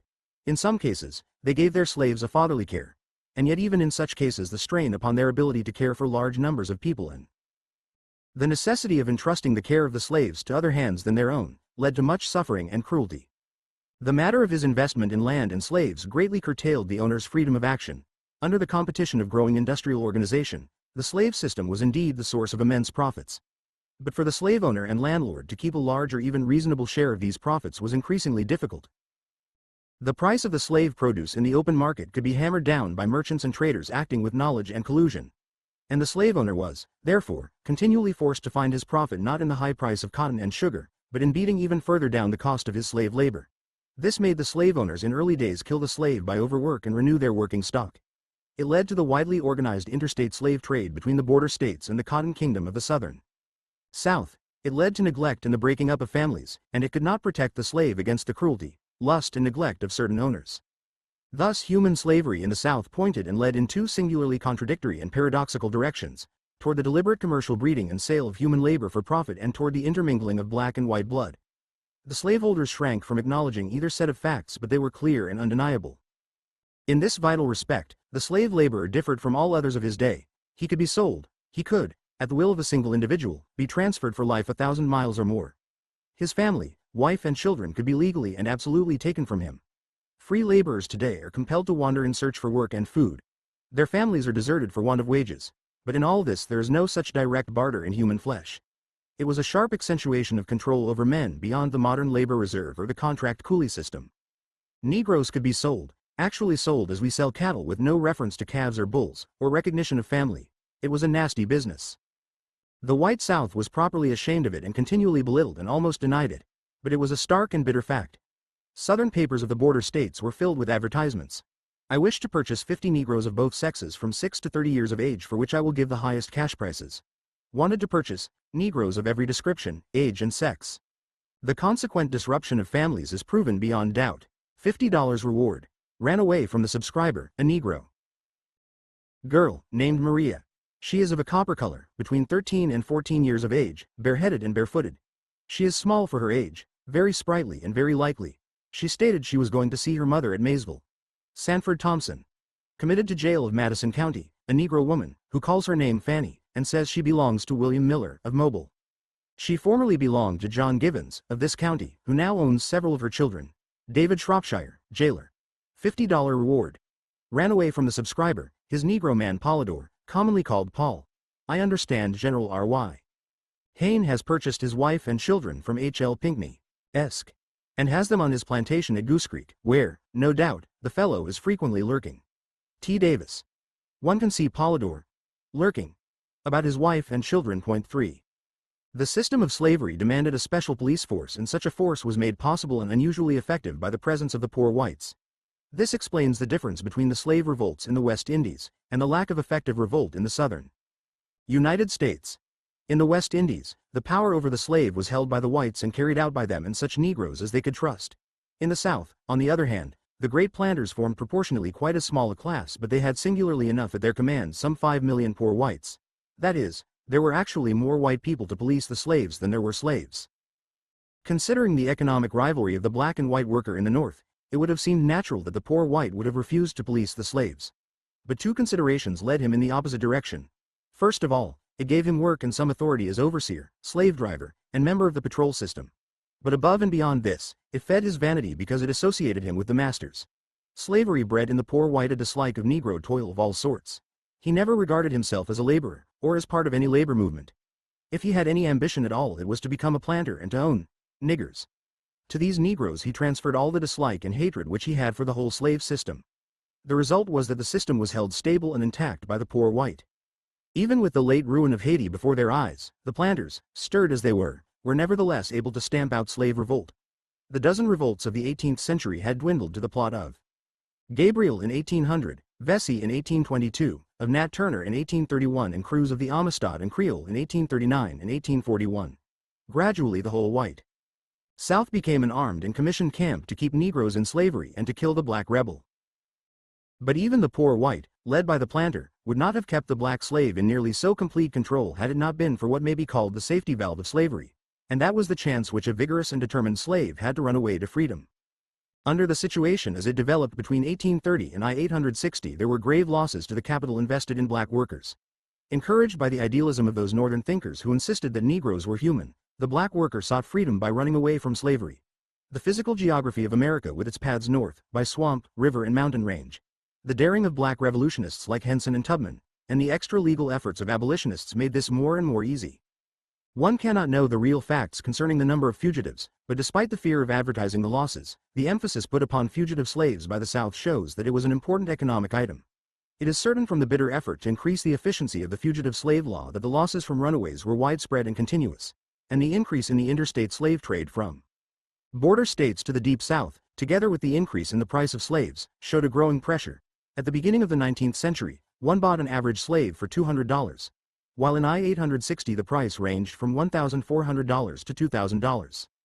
Not only was the fugitive slave important because of the actual loss involved, but for potentialities in the future. These free Negroes were furnishing a leadership for the mass of the black workers, and especially they were furnishing a text for the abolition idealists. Fugitive slaves, like Frederick Douglass and others humbler and less gifted, increased the number of abolitionists by thousands and spelled the doom of slavery. The true significance of slavery in the United States to the whole social development of America lay in the ultimate relation of slaves to democracy. What were to be the limits of democratic control in the United States? If all labor, black as well as white, became free, were given schools and the right to vote, what control could or should be said to the power and action of these laborers?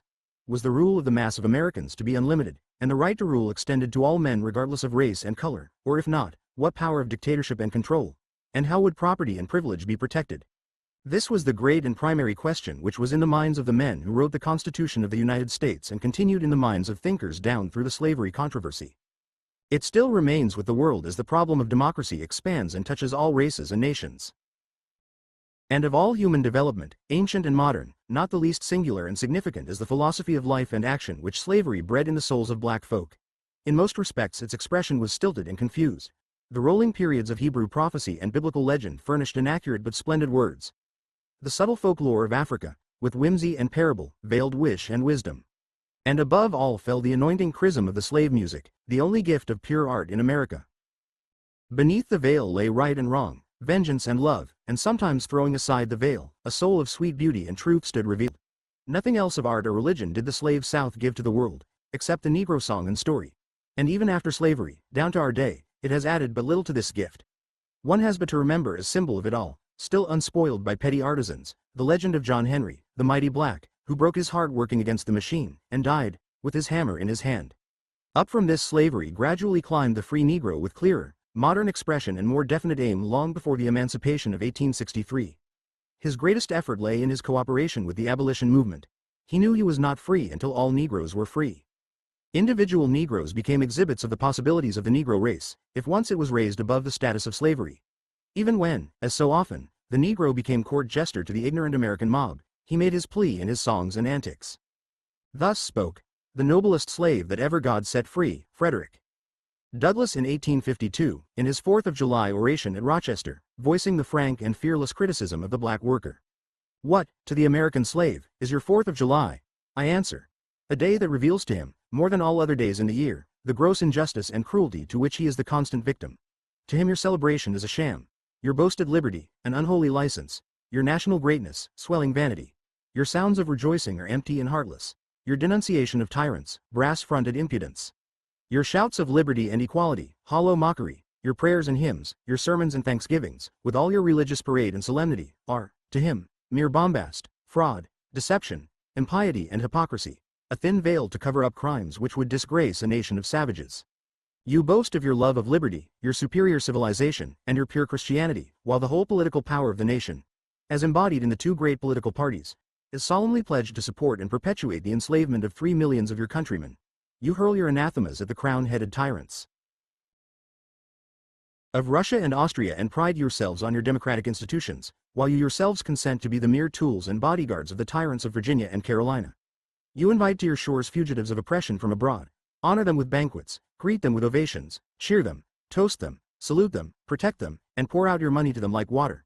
But the fugitives from your own land you advertise, hunt, arrest, shoot, and kill. You glory in your refinement and your universal education. Yet you maintain a system as barbarous and dreadful as ever stained the character of a nation. A system begun in avarice, supported in pride, and perpetuated in cruelty. You shed tears over fallen Hungary, and make the sad story of her wrongs the theme of your poets, statesmen, and orators, till your gallant sons are ready to fly to arms to vindicate her cause against the oppressor.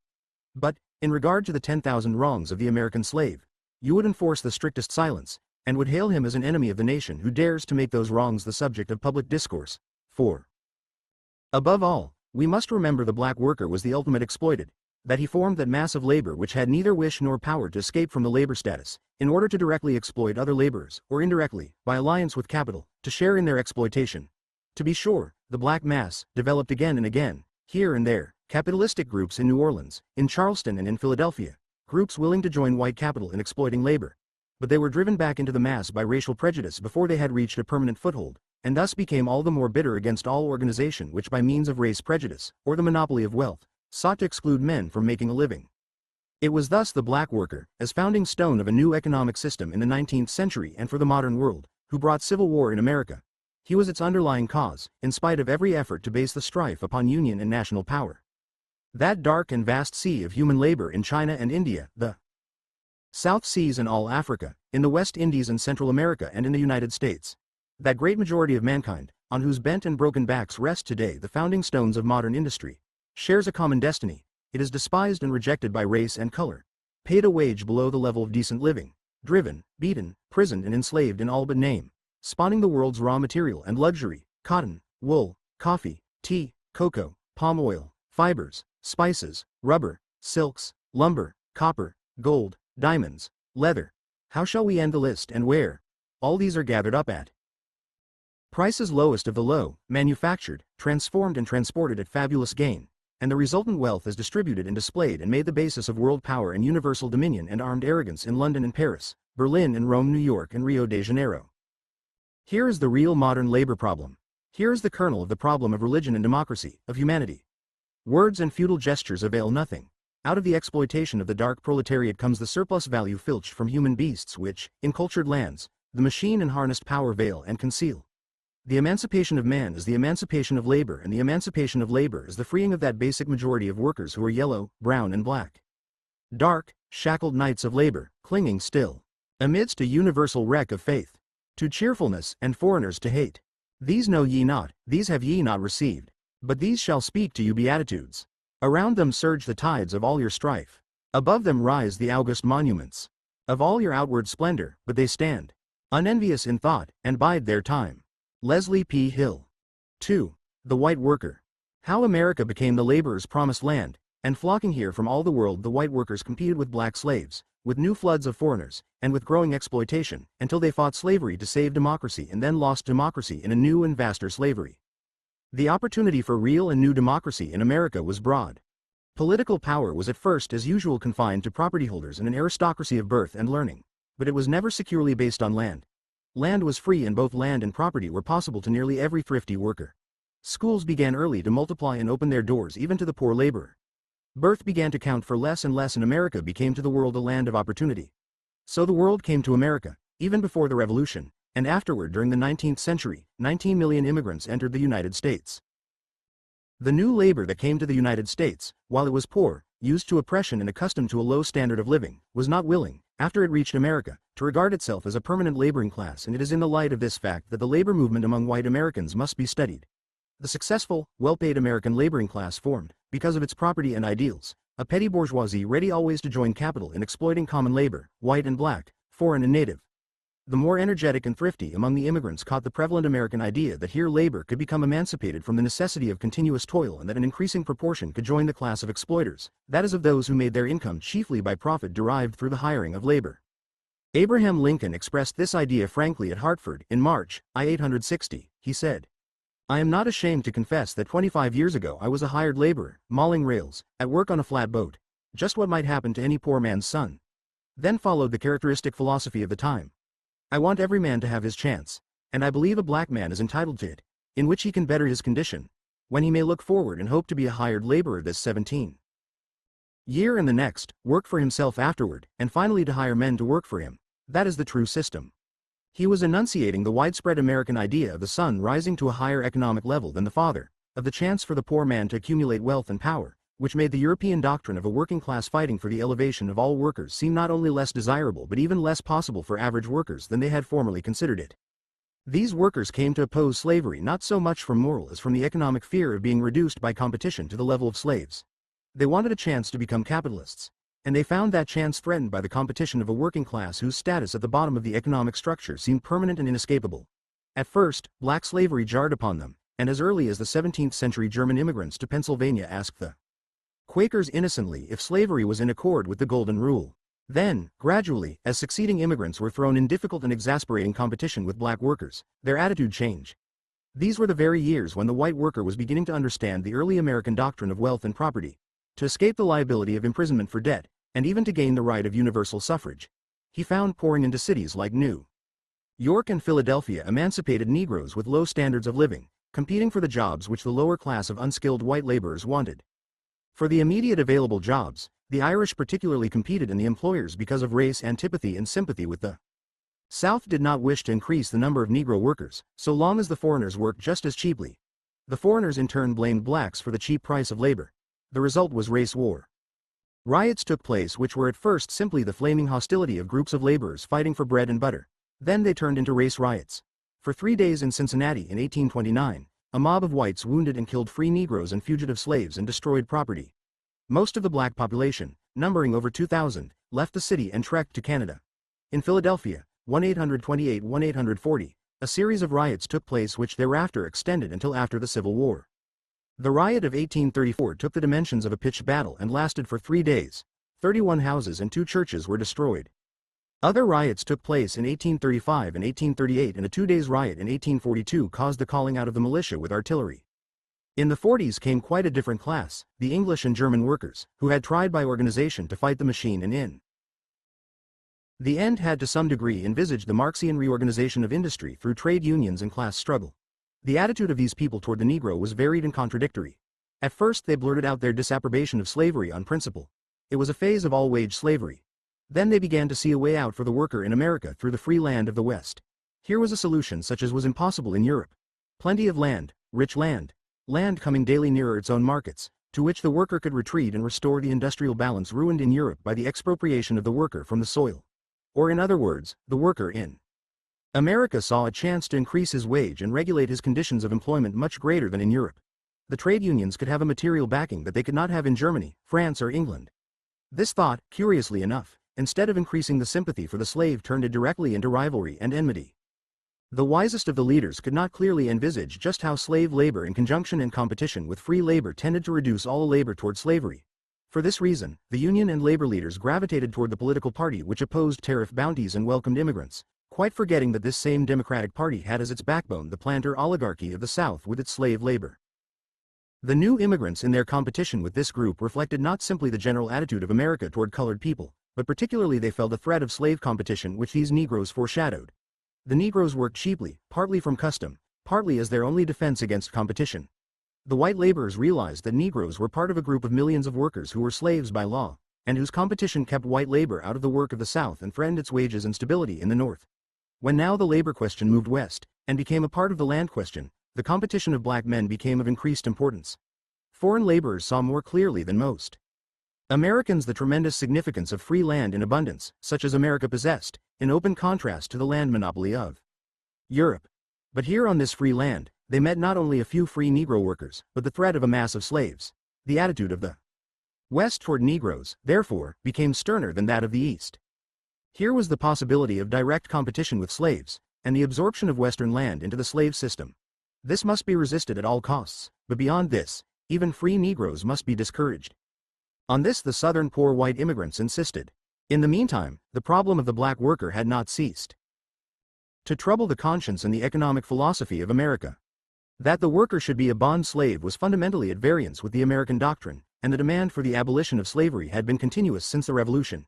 In the North, it had resulted in freeing gradually all of the Negroes.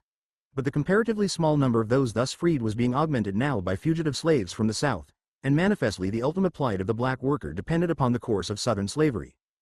There arose, then, in the 30s, and among thinkers and workers, a demand that slavery in the United States be immediately abolished.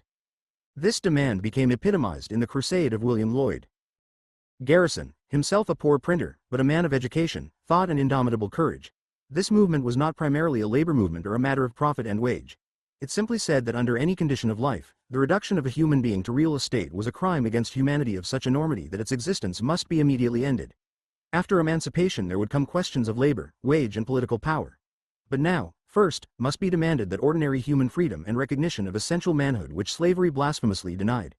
This philosophy of freedom was a logical continuation of the freedom philosophy of the 18th century, which insisted that freedom was not an end but an indispensable means to the beginning of human progress, and that democracy could function only after the dropping of feudal privileges, monopoly and chains. The propaganda which made the abolition movement terribly real was the fugitive slave, the piece of intelligent humanity who could say, "I have been owned like an ox. I stole my own body and now I am hunted by law and lashed to be made an ox again." By no conception of justice could such logic be answered. Nevertheless, at the same time white labor, while it attempted no denial but even expressed faint sympathy, saw in this fugitive slave and in the millions of slaves behind him, willing and eager to work for less than current wage, competition for their own jobs. What they failed to comprehend was that the black man enslaved was an even more formidable and fatal competitor than the black man free. Immense of human progress would have led these two movements to unite and in their union to become irresistible. It was difficult, almost impossible, for this to be clear to the white labor leaders of the 30s. They had their particularistic grievances, and one of these was the competition of free Negro labor. Beyond this, they could easily vision a new and tremendous competition of black workers after all the slaves became free. What they did not see nor understand was that this competition was present and would continue and would be emphasized if the Negro continued as a slave worker. On the other hand, the abolitionists did not realize the plight of the white laborer, especially the semi-skilled and unskilled worker. While the Evans brothers, who came as labor agitators in 1825, had among their 12 demands the abolition of chattel slavery, nevertheless, George was soon convinced that freedom without land was of no importance. He wrote to Gerrit Smith, who was giving land to Negroes, and said, "I was formerly, like yourself, sir, a very warm advocate of the abolition of slavery. This was before I saw that there was white slavery. Since I saw this, I have materially changed my views as to the means of abolishing Negro slavery. I now see, clearly, I think, that to give the landless black the privilege of changing masters now possessed by the landless white would hardly be a benefit to him in exchange for his surety of support in sickness and old age, although he is in a favorable climate. If the southern form of slavery existed at the North, I should say the black would be a great loser by such a change." 1. At the convention of the New England Anti-Slavery Society in 1845, Robert Owen, the great champion of cooperation, said he was opposed to Negro slavery, but that he had seen worse slavery in England than among the Negroes. Horace Greeley said the same year, "If I am less troubled concerning the slavery prevalent in Charleston or New Orleans, it is because I see so much slavery in New York which appears to claim my first efforts." Thus, despite all influences, reform and social uplift veered away from the Negro. Brisbane, Channing, Owen and other leaders called the National Reform Association to meet in New York in May, 1845. In October, Owen's World Conference met, but they hardly mentioned slavery. The abolitionists did join a National Industrial Congress which met around 1845–1846. Other labor leaders were openly hostile toward the abolitionist movement, while the movement for free land increased. Thus two movements, labor-free soil and abolition, exhibited fundamental divergence instead of becoming one great party of free labor and free land. The free soilers stressed the difficulties of even the free laborer getting hold of the land and getting work in the great congestion which immigration had brought, and the abolitionists stressed the moral wrong of slavery. These two movements might easily have cooperated and differed only in matters of emphasis, but the trouble was that black and white laborers were competing for the same jobs just of course as all laborers always are. The immediate competition became open and visible because of racial lines and racial philosophy, and particularly in northern states where free Negroes and fugitive slaves had established themselves as workers, while the ultimate and overshadowing competition of free and slave labor was obscured and pushed into the background. This situation, too, made extraordinary reaction, led by the ignorant mob and fomented by authority and privilege. Abolitionists were attacked and their meeting places burned. Women suffragists were hooted. Laws were proposed making the kidnapping of Negroes easier and disfranchising Negro voters in conventions called for purposes of reform. The humanitarian reform movement reached its height in 18,471,849 amid falling prices, and trade unionism was at a low ebb. The strikes from 1849–1852 won the support of Horace Greeley, and increased the labor organizations. Labor in eastern cities refused to touch the slavery controversy, and the control which the Democrats had over the labor vote in New York and elsewhere increased this tendency to ignore the Negro, and increased the division between white and colored labor. In 1850, a Congress of Trade Unions was held with no delegates. They stressed land reform but said nothing about slavery, and the organization eventually was captured by Tammany Hall. After 1850, unions composed of skilled laborers began to separate from common laborers and adopt a policy of closed shops and a minimum wage, and excluded farmers and Negroes. Although this movement was killed by the Panic of 1857, it eventually became triumphant in the 80s and culminated in the American Federation of Labor, which today allows any local or national union to exclude Negroes on any pretext. Other labor leaders became more explicit and emphasized race rather than class. John Campbell said in 1851, "Will the white race ever agree that blacks shall stand beside us on election day, upon the rostrum, in the ranks of the army, in our places of amusement, in places of public worship, ride in the same coaches, railway cars, or steamships? Never. Never, or is it natural, or just, that this kind of equality should exist? God never intended it. Had he so willed it, he would have made all one color." 2. Helm Weitling left their work in Germany, and their friends Marx and Engels, and came to America, and at the same time came tens of thousands of revolutionary Germans. The socialist and communist papers increased. Trade unions increased in power and numbers and held public meetings. Immediately, the question of slavery injected itself, and that of abolition. Kriege began to preach land reform and free soil in 1846, and by 1850 600 American papers were supporting his program. But Kriege went beyond Evans and former leaders and openly repudiated abolition. He declared in 1846 that we see in the slavery question a property question which cannot be settled by itself alone. That we should declare ourselves in favor of the abolitionist movement if it were our intention to throw the republic into a state of anarchy, to extend the competition of free workingmen beyond all measure, and to depress labor itself to the last extremity. That we could not improve the lot of our black brothers by abolition under the conditions prevailing in modern society, but make infinitely worse the lot of our white brothers. That we believe in the peaceable development of society in the United States and do not, therefore, here at least see our only hope in condition of the extremest degradation.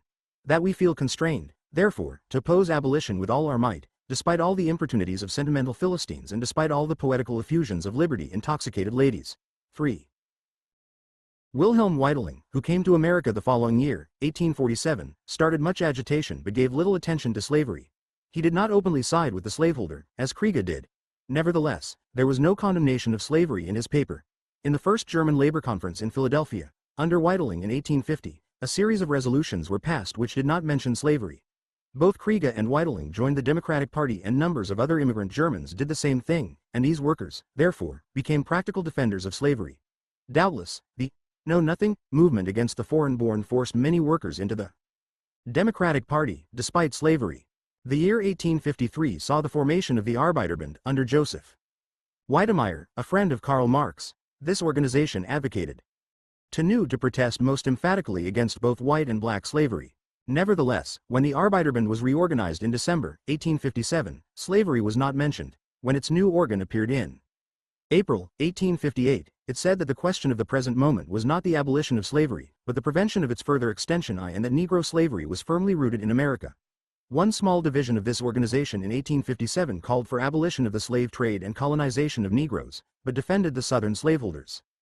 In 1859, however, a conference of the Arbeiterbund condemned all slavery in whatever form it might appear, and demanded the repeal of the fugitive slave law. The Democratic and pro-slavery New York Staatszeitung counseled the people to abstain from agitation against the extension of slavery, but all of the German population did not agree.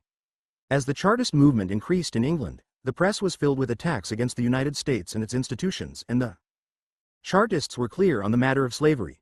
Their chief organ in 1844 said, "That damning stain upon the American escutcheon is one that has caused the Republicans of Europe to weep for very shame and mortification. And the people of the United States have much to answer for at the bar of humanity for this indecent, cruel, revolting and fiendish violation of their boasted principle, that all men are born free and equal." The labor movement in England continued to emphasize the importance of attacking slavery, and the agitation, started by the work of Frederick Douglass and others, increased in importance and activity. In 1857, George I Holyoake sent an anti-slavery address to America, signed by 1,800 English workingmen, whom Karl Marx himself was guiding in England, and this made the black American worker a central text. They pointed out the fact that the black worker was furnishing the raw material which the English capitalist was exploiting together with the English worker. This same year, the United States Supreme Court sent down the Dred Scott decision that Negroes were not citizens. This English initiative had at first but limited influence in America. The trade unions were willing to admit that the Negroes ought to be free sometime, but at the present, self-preservation called for their slavery, and after all, whites were a different grade of workers from blacks. Even when the Marxian ideas arrived, there was a split. The earlier representatives of the Marxian philosophy in America agreed with the older Union movement in deprecating any entanglement with the abolition controversy. After all, abolition represented capital. The whole movement was based on mawkish sentimentality, and not on the demands of the workers, at least of the white workers. And so the early American Marxists simply gave up the idea of intruding the black worker into the socialist commonwealth at that time. To this logic the abolitionists were increasingly opposed. It seemed to them that the crucial point was the matter of freedom. That a free laborer in America had an even chance to make his fortune as a worker or a farmer. But, on the other hand, if the laborer was not free, as in the case of the Negro, he had no opportunity, and he inevitably degraded white labor. The abolitionists did not sense the new subordination into which the worker was being forced by organized capital, while the laborers did not realize that the exclusion of 4 million workers from the labor program was a fatal omission. Wendell Phillips alone suggested a boycott on Southern goods, and said that the great cause of labor was paramount and included mill operatives in New England, peasants in Ireland, and laborers in South America who ought not to be lost sight of in sympathy for the Southern slave.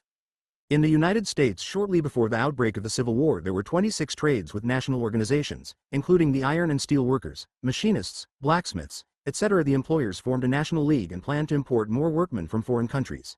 The iron molders started a national strike. July 5, 1859, and said, "Wealth is power, and practical experience teaches us that it is a power but too often used to oppress and degrade the daily laborer. Year after year the capital of the country becomes more and more concentrated in the hands of a few, and, in proportion as the wealth of the country becomes centralized, its power increases, and the laboring classes are impoverished. It therefore becomes us, as men who have to battle with the stern realities of life, to look this matter fair in the face. There is no dodging the question. Let every man give it a fair, full and candid consideration, and then act according to his honest convictions. What position are we, the mechanics of America, to hold in society?" There was not a word in this address about slavery, and one would not dream that the United States was on the verge of the greatest labor revolution it had seen. Other conferences of the molders, machinists and blacksmiths and others were held in the 60s, and a labor mass meeting at Faneuil Hall in Boston in 1861 said, "The truth is that the workingmen care little for the strife of political parties and the intrigues of office seekers. We regard them with the contempt they deserve.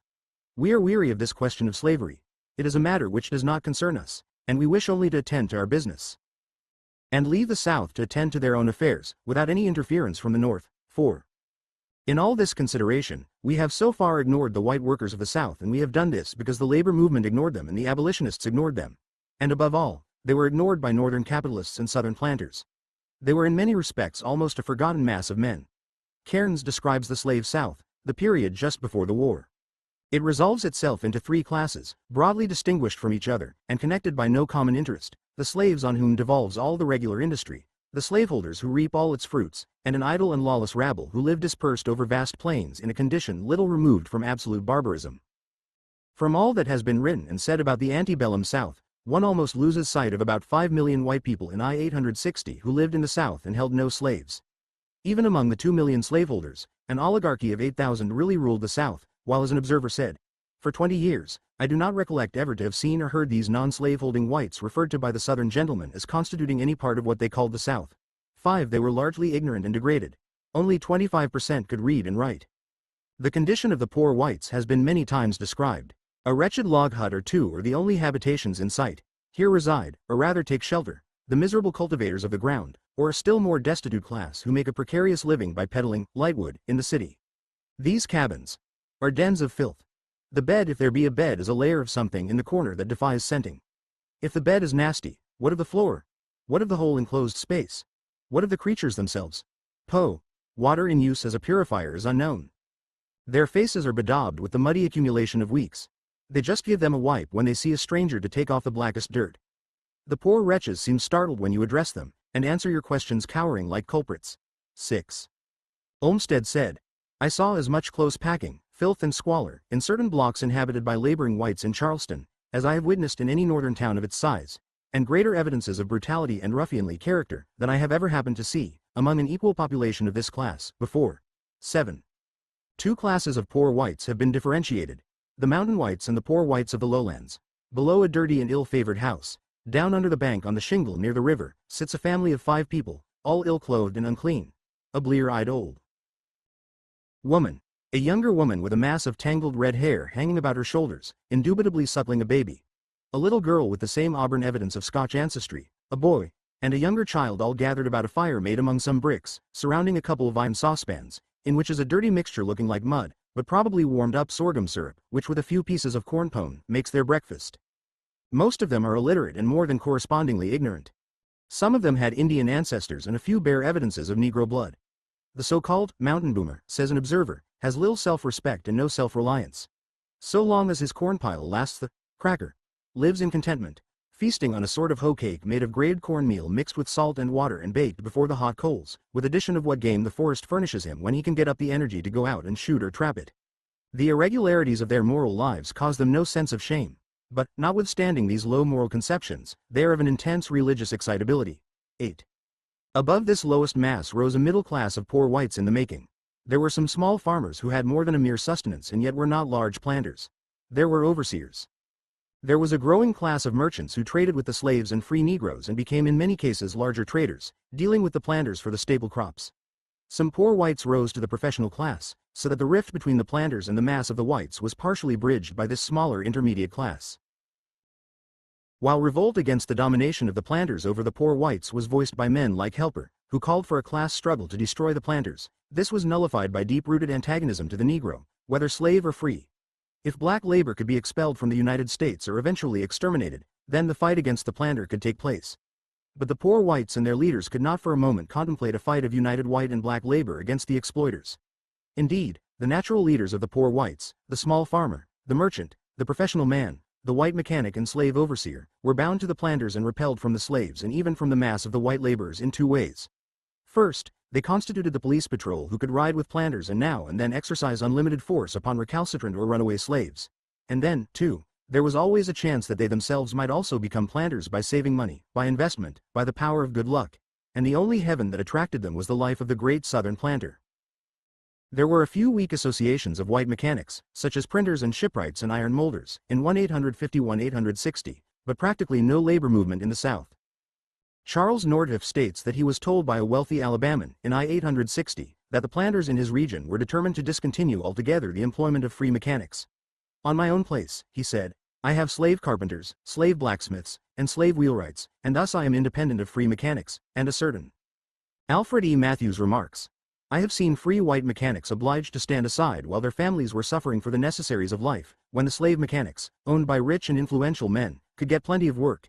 And I have heard these same white mechanics breathe the most bitter curses against the institution of slavery and the slave aristocracy. The resultant revolt of the poor whites, just as the revolt of the slaves, came through migration, and their migration, instead of being restricted, was freely encouraged. As a result, the poor whites left the South in large numbers. In I-860, 399,700 Virginians were living out of their native state. From Tennessee, 344,765 emigrated, from North Carolina, 272,606, and from South Carolina, 256,868. The majority of these had come to the Middle West, and it is quite possible that the Southern states sent as many settlers to the West as the Northeastern states, and while the Northeast demanded free soil, the Southerners demanded not only free soil but the exclusion of Negroes from work in the franchise. They had a very vivid fear of the Negro as a competitor in labor, whether slave or free. It was thus the presence of the poor white Southerner in the West that complicated the whole free soil movement in its relation to the labor movement. While the Western pioneer was an advocate of extreme democracy and equalitarianism in his political and economic philosophy, his vote and influence did not go to strengthen the abolition democracy, before, during, or even after the war. On the contrary, it was stopped and inhibited by the doctrine of race, and the West, therefore, long stood against that democracy in industry which might have emancipated labor in the United States, because it did not admit to that democracy the American citizen of Negro descent. Thus Northern workers were organizing and fighting industrial integration in order to gain higher wage and shorter hours, and more they saw economic salvation in the rich land of the West. A Western movement of white workers and pioneers began and was paralleled by a Western movement of planters and black workers in the South. Land and more land became the cry of the Southern political leader, with finally a growing demand for reopening of the African slave trade. Land, more land, became the cry of the peasant farmer in the North. The two forces met in Kansas, and in Kansas civil war began. The South was fighting for the protection and expansion of its agrarian feudalism. For the sheer existence of slavery, there must be a continual supply of fertile land, cheaper slaves, and such political power as would give the slave status full legal recognition and protection, and annihilate the free Negro. The Louisiana Purchase had furnished slaves and land, but most of the land was in the Northwest. The foray into Mexico had opened an empire, but the availability of this land was partly spoiled by the loss of California to free labor. This suggested a proposed expansion of slavery toward Kansas, where it involved the South in competition with white labor, a competition which endangered the slave status, encouraged slave revolt, and increased the possibility of fugitive slaves. It was a war to determine how far industry in the United States should be carried on under a system where the capitalist owns not only the nation's raw material, not only the land, but also the laborer himself, or whether the laborer was going to maintain his personal freedom, and enforce it by growing political and economic independence based on widespread ownership of land. This brings us down to the period of the Civil War. Up to the time that the war actually broke out, American labor simply refused, in the main, to envisage black labor as a part of its problem. Right up to the edge of the war, it was talking about the emancipation of white labor and the organization of stronger unions without saying a word, or apparently giving a thought, to 4 million black slaves. During the war, labor was resentful. Workers were forced to fight in a strife between capitalists in which they had no interest, and they showed their resentment in the peculiarly human way of beating and murdering the innocent victims of it all, the black free Negroes of New York and other northern cities, while in the South, 5 million non-slave-holding poor white farmers and laborers sent their manhood by the thousands to fight and die for a system that had degraded them equally with the black slave. Could one imagine anything more paradoxical than this whole situation? America thus stepped forward in the first blossoming of the modern age and added to the art of beauty, gift of the Renaissance, and to freedom of belief, gift of Martin Luther and Leo X, a vision of democratic self-government, the domination of political life by the intelligent decision of free and self-sustaining men. What an idea and what an area for its realization, endless land of richest fertility, natural resources such as Earth seldom exhibited before, a population infinite in variety, of universal gift, burned in the fires of poverty and caste, yearning toward the unknown God, and self-reliant pioneers, unafraid of man or devil.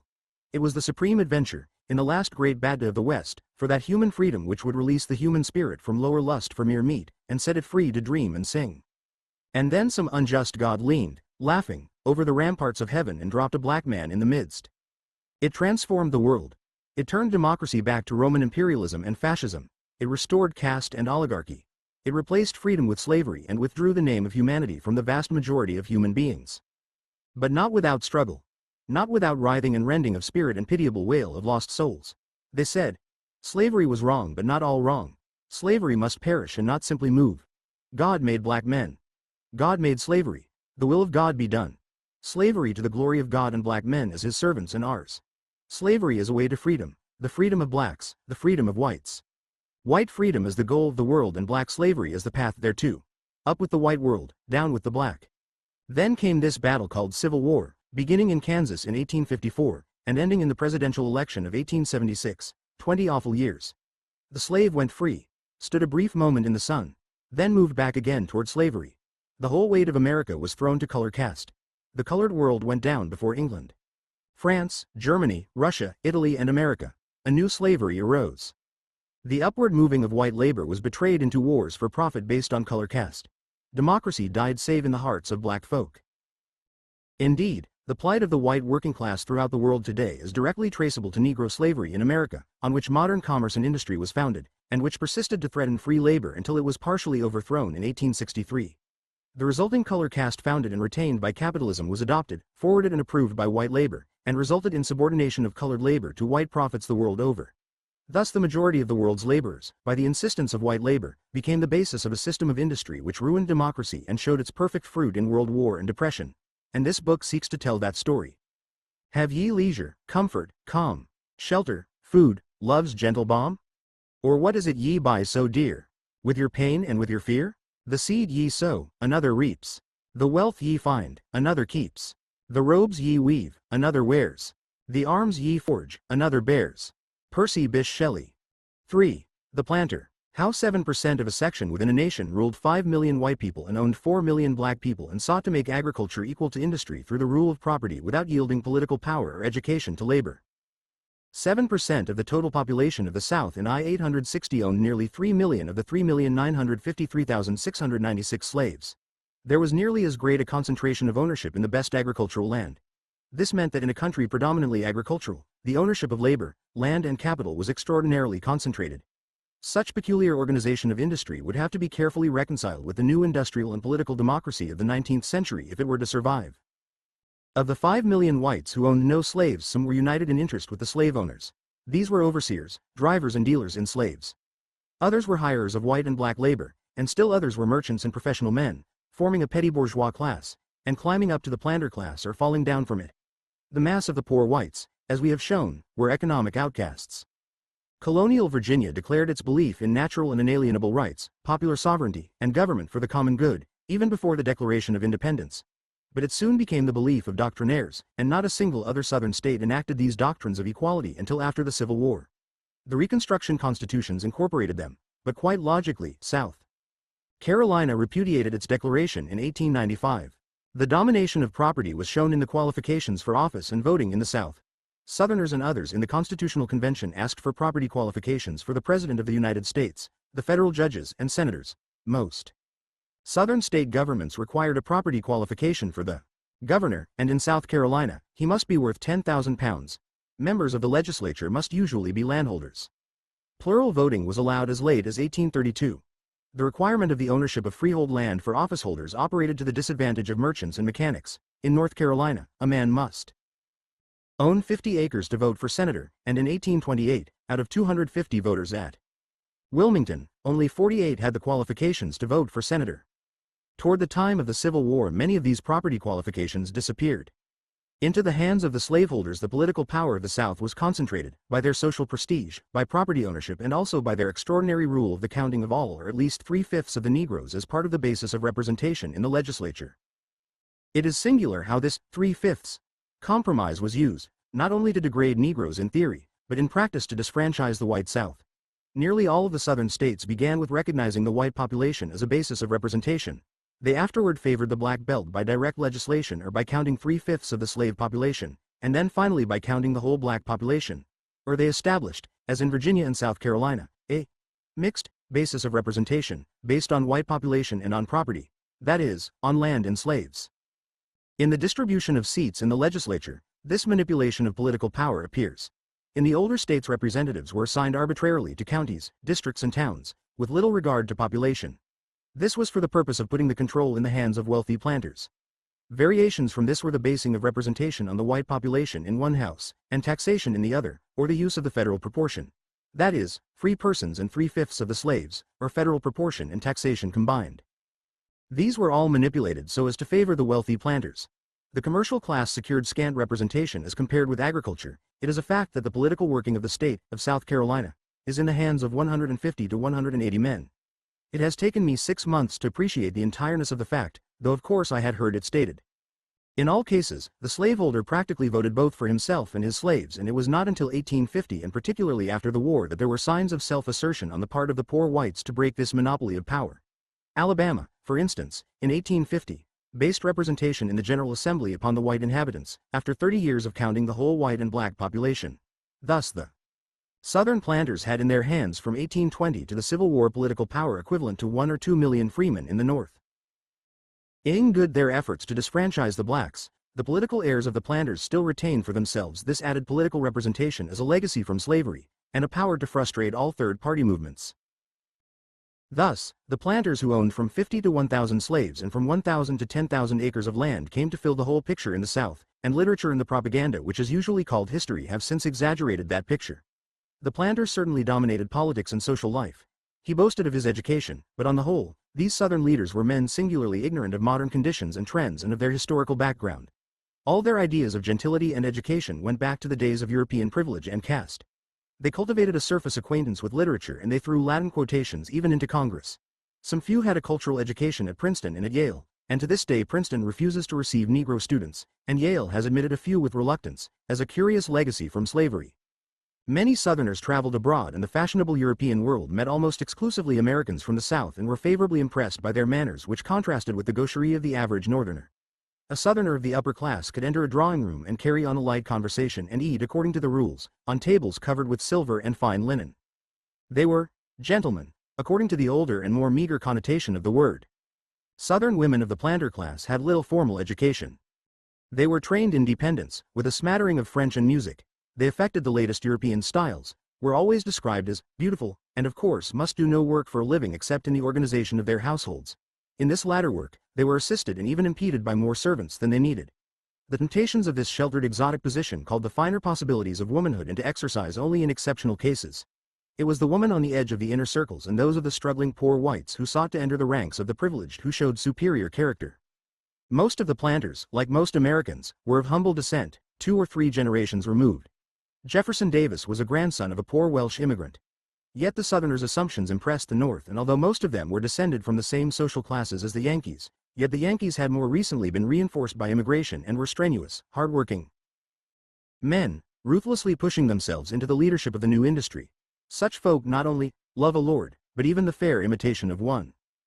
The leaders of the South had leisure for good breeding and high living, and before them Northern society abased itself and flattered and fawned over them. Perhaps this, more than ethical reasons, or even economic advantage, made the way of the abolitionist hard. In New York, Saratoga, Philadelphia, and Cincinnati, a slave baron, with his fine raiment, gorgeous and doll-like women and black flunkies, quite turned the heads of Northern society. Their habits of extravagance impressed the nation for a long period. Much of the waste charged against Reconstruction arose from the attempt of the post-war population, white and black, to imitate the manners of a slave-nurtured gentility, and this brought furious protest from former planters. Because while planters spent money filched from the labor of black slaves, the poor white and black leaders of Reconstruction spent taxes drawn from recently impoverished planters. From an economic point of view, This planter class had interest in consumption rather than production. They exploited labor in order that they themselves should live more grandly and not mainly for increasing production. Their taste went to elaborate households, well-furnished and hospitable. They had much to eat and drink. They consumed large quantities of liquor. They gambled and caroused and kept up the habit of dueling well down into the 19th century. Sexually they were lawless, protecting elaborately and flattering the virginity of a small class of women of their social clan, and keeping at command millions of poor women of the two laboring groups of the South. Sexual chaos was always the possibility of slavery, not always realized but always possible. Polygamy through the concubinage of black women to white men. Polyandry between black women and selected men on plantations in order to improve the human stock of strong and able workers. The census of I-860 counted 588,352 persons obviously of mixed blood, a figure admittedly below the truth. Every man who resides on his plantation may have his harem, and has every inducement of custom and of pecuniary gain. The law declares that the children of slaves are to follow the fortunes of the mother. Hence the practice of planters selling and bequeathing their own children, to tempt him to the common practice. Those who, notwithstanding, keep their homes undefiled may be considered as of incorruptible purity. 1. Mrs. Trollope speaks of the situation of New Orleans mulattoes. Of all the prejudices I have ever witnessed, this appears to us the most violent and the most inveterate. Quadroon girls, the acknowledged daughters of wealthy American or Creole fathers, educated with all the style and accomplishments which money can procure at New Orleans, and with all the decorum that care and affection can give, exquisitely beautiful, graceful, gentle, and amiable, are not admitted, nay, are not on any terms admissible, into the society of the Creole families of Louisiana. They cannot marry. That is to say, no ceremony can render any union with them legal or binding. 2. It is known by almost everybody who has heard of the man, Richard M. Johnson, a Democratic Vice President of the United States, that he had colored daughters of whom he was proud, and his was not an exceptional case. Several presidents of the United States have been accused of racial catholicity in sex. And finally, one cannot forget that bitter word attributed to a sister of a president of the United States. We Southern ladies are complimented with names of wives, but we are only mistresses of seraglios. 4. What the planters wanted was income large enough to maintain the level of living which was their ideal.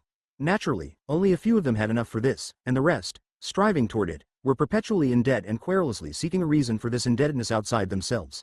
Since it was beneath the dignity of a gentleman to encumber himself with the details of his finances, this lordly excuse enabled the planter to place between himself and the black slave a series of intermediaries through whom bitter pressure and exploitation could be exercised and large crops raised. For the very reason that the planters did not give attention to details, there was wide tendency to commercialize their growing business of supplying raw materials for an expanding modern industry. They were the last to comprehend the revolution through which that industry was passing, and their efforts to increase income succeeded only at the cost of raping the land and degrading the laborers. Culture to a subsidiary industry whose returns scarcely supported the farmer and his labor. The Southern planter in the 50s was in a key position to attempt to break and arrest the growth of this domination of all industry by trade and manufacture. But he was too lazy and self-indulgent to do this, and he would not apply his intelligence to the problem. His capitalistic rivals of the North were hard-working, simple-living zealots devoting their whole energy and intelligence to building up an industrial system. They quickly monopolized transport and mines and factories, and they were more than willing to include the big plantations. But the planter wanted results without effort. He wanted large income without corresponding investment, and he insisted furiously upon a system of production which excluded intelligent labor, machinery, and modern methods. He toyed with the idea of local manufactures and ships and railroads. But this entailed too much work and sacrifice. The result was that Northern and European industry set prices for Southern cotton, tobacco and sugar, which left a narrow margin of profit for the planter. He could retaliate only by more ruthlessly exploiting his slave labor so as to get the largest crops at the least expense. He was therefore not deliberately cruel to his slaves, but he had to raise cotton enough to satisfy his pretensions and self-indulgence, even if it brutalized and commercialized his slave labor. Thus slavery was the economic lag of the 16th century carried over into the 19th century, and bringing by contrast and by friction moral lapses and political difficulties. It has been estimated that the Southern states had in $863 billion invested in slaves, which meant that slaves and land represented the mass of their capital. Being generally convinced that Negroes could only labor as slaves, it was easy for them to become further persuaded that slaves were better off than white workers, and that the South had a better labor system than the North, with extraordinary possibilities in industrial and social development. The argument went like this. Raw material like cotton, tobacco, sugar, rice, together with other foodstuffs, formed the real wealth of the United States, and were produced by the Southern states. These crops were sold all over the world and were in such demand that the industry of Europe depended upon them. The trade with Europe must be kept open so that the South might buy at the lowest prices such manufactured goods as she wanted, and she must oppose all Northern attempts to exalt industry at the expense of agriculture. The North might argue cogently that industry and manufacture could build up in the United States a national economy. Writers on economics began in Germany and America to elaborate and insist upon the advantages of such a system. But the South would have none opound it. It meant not only giving the North a new industrial prosperity, but doing this at the expense of England and France, and the Southern planters preferred Europe to Northern America. They not only preferred Europe for social reasons and for economic advantages, but they sensed that the new power of monopolizing and distributing capital through a national banking system, if permitted in the North in an expanding industry, would make the North an even greater financial dictator of the South than it was at the time. The South voiced for the Southern farmer, in 1850, words almost identical with those of the Western farmer, 75 years later. All industry, declared one Southerner, is getting legislative support against agriculture, and thus the profits are going to manufacture and trade, and these concentrated in the North stand against the interests of the South. It could not, perhaps, be proven that the Southern planter, had he been educated in economics and history, and had he known the essential trends of the modern world, could have kept the Industrial Revolution from subordinating agriculture and reducing it to its present vassalage to manufacturing. But it is certain that an enlightened and far-seeing agrarianism under the peculiar economic circumstances of the United States during the first half of the 19th century could have essentially modified the economic trend of the world. The South with free rich land and cheap labor had the monopoly of cotton, a material in universal demand. If the leaders of the South, while keeping the consumer in mind, had turned more thoughtfully to the problem of the American producer, and had guided the production of cotton and food so as to take every advantage of new machinery and modern methods in agriculture, they might have moved forward with manufacture and been able to secure an approximately large amount of profit. But this would have involved yielding to the demands of modern labor, opportunity for education, legal protection of women and children, regulation of the hours of work, steadily increasing wages and the right to some voice in the administration of the state if not in the conduct of industry. The South had but one argument against following modern civilization in this yielding to the demand of laboring humanity. It insisted on the efficiency of Negro labor for ordinary toil and on its essential equality in physical condition with the average labor of Europe in Cybele for Negro labor. Wishing such an excuse for lazy indulgence, the planter easily found, invented and proved it. His subservient religious leaders reverted to the curse of Canaan. His pseudo-scientists gathered and supplemented all available doctrines of race inferiority. His scattered schools and pedantic periodicals repeated these legends, until for the average planter born after 1840 it was impossible not to believe that all valid laws in psychology, economics and politics stopped with the Negro race. The espousal of the doctrine of Negro inferiority by the South was primarily because of economic motives and the interconnected political urge necessary to support slave industry. But to the watching world it sounded like the carefully thought-out result of experience and reason, and because of this it was singularly disastrous for modern civilization in science and religion, in art and government, as well as in industry. The South could say that the Negro, even when brought into modern civilization, could not be civilized, and that, therefore, he and the other colored peoples of the world were so far inferior to the whites that the white world had a right to rule mankind for their own selfish interests. Never in modern times has a large section of a nation so used its combined energies to the degradation of mankind. The hurt to the Negro in this era was not only his treatment in slavery, it was the wound dealt to his reputation as a human being. Nothing was left. Nothing was sacred. And while the best and more cultivated and more humane of the planters did not themselves always repeat the calumny, they stood by, consenting by silence, while Blather's kites said things about Negroes too cruelly untrue to be the word of civilized men. Not only then in the 40s and 50s did the word Negro lose its capital letter, but African history became the tale of degraded animals and subhuman savages, where no vestige of human culture found foothold. Thus a basis in reason, philanthropy and science was built up for Negro slavery. Judges on the bench declared that Negro servitude was to last, if the apocalypse be not an error, until the end of time. The Atlanta Daily Intelligencer of January 9, I-860, said, "We can't see for the life of us how anyone understanding fully the great principle that underlies our system of involuntary servitude, can discover any monstrosity in subjecting a Negro to slavery of a white man. We contend on the contrary that the monstrosity, or, at least, the unnaturalness in this matter, consists in finding Negroes anywhere in white communities not under the control of the whites. Whenever we see a Negro, we presuppose a master, and if we see him in what is commonly called a free state, we consider him out of his place. This matter of manumission, or emancipation, now, thank heaven, less practiced than formerly, is a species of false philanthropy, which we look upon as a cousin german to abolitionism. Bad for the master, worse for the slave." Beneath this educational and social propaganda lay the undoubted evidence of the planter's own expenses. He saw ignorant and sullen labor deliberately reducing his profits. In fact, he always faced the negative attitude of the general strike. Open revolt of slaves, refusal to work, could be met by beating and selling to the harsher methods of the Deep South and Southwest as punishment. Running away could be curbed by law and police. But nothing could stop the dogged slave from doing just as little and as poor work as possible. All observers spoke of the fact that the slaves were slow and churlish, that they wasted material and malingered at their work. Of course, they did. This was not racial but economic. It was the answer of any group of laborers forced down to the last ditch. They might be made to work continuously, but no power could make them work well. If the European or northern laborer did not do his work properly and fast enough, he would lose the job. The black slave could not lose his job. If the northern laborer got sick or injured, he was discharged, usually without compensation. The black slave could not be discharged and had to be given some care in sicknesses, particularly if he represented a valuable investment. The northern and English employer could select workers in the prime of life and did not have to pay children too young to work or adults too old. The slave owner had to take care of children and old folk, and while this did not cost much on a farm or entail any great care, it did seriously cut down the proportion of his effective laborers, which could only be balanced by the systematic labor of women and children. The children ran loose with only the most general control, getting their food with the other slaves. The old folk foraged for themselves. Now and then they were found dead of neglect, but usually there was no trouble in their getting at least food enough to live in some rude shelter.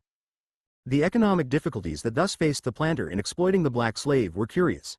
Contrary to the trend of his age, he could not use higher wage to induce better work or a larger supply of labor. He could not allow his labor to become intelligent, although intelligent labor would greatly increase the production of wealth.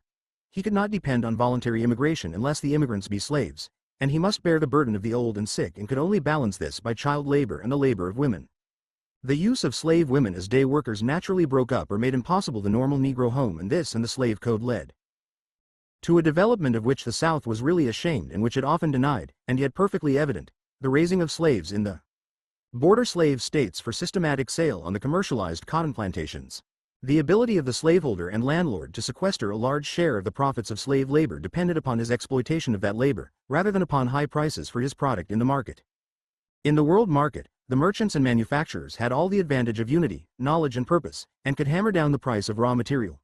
The slaveholder, therefore, saw northern merchants and manufacturers enrich themselves from the results of southern agriculture. He was angry and used all of his great political power to circumvent it. His only effective economic movement, however, could take place against the slave. He was forced, unless willing to take lower profits, continually to beat down the cost of his slave labor. But there was another motive which more and more strongly as time went on compelled the planter to cling to slavery. His political power was based on slavery. With 4 million slaves he could balance the votes of 2,400,000 northern voters, while in the inconceivable event of their becoming free, their votes would outnumber those of his northern opponents, which was precisely what happened in 1868. As the economic power of the planter waned, his political power became more and more indispensable to the maintenance of his income and profits. Holding his industrial system secure by this political domination, the planter turned to the more systematic exploitation of his black labor. One method called for more land and the other for more slaves.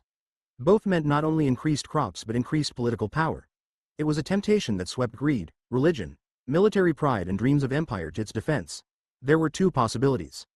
He might follow the old method of the early West Indian sugar plantations, work his slaves without regard to their physical condition, until they died of overwork or exposure, and then buy new ones.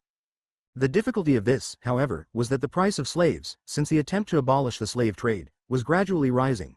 This in the Deep South led to a strong and gradually increasing demand for the reopening of the African slave trade, just as modern industry demands cheaper and cheaper coolie labor in Asia and half-slave labor in African mines. The other possibility was to find continual increments of new, rich land upon which ordinary slave labor would bring adequate return. This land the South sought in the Southeast, then beyond the Mississippi in Louisiana and Texas, then in Mexico, and finally, it turned its face in two directions, toward the northwestern territories of the United States and toward the West Indian Islands and South America. The South was drawn toward the West by two motives. First, the possibility that slavery in Kansas, Colorado, Utah and Nevada would be at least as profitable as in Missouri, and secondly to prevent the expansion of free labor there and its threat to slavery. This challenge was a counsel of despair in the face of modern industrial development, and probably the radical South expected defeat in the West and hoped the consequent resentment among the slaveholders would set the South toward a great slave empire in the Caribbean. Jefferson Davis was ready to reopen the African slave trade to any future acquisition south of the Rio Grande. This brought the South to war with the farmers and laborers in the North and West, who wanted free soil but did not want to compete with slave labor. The Fugitive Slave Law of 1850 vastly extended federal power so as to nullify state rights in the North. The Compromise of 1850 permitted the extension of slavery into the territories, and the Kansas-Nebraska Bill, 1854, deprived Congress of the right to prohibit slavery anywhere. This opened the entire West to slavery. War followed in Kansas. Slaveholders went boldly into Kansas, armed and organized.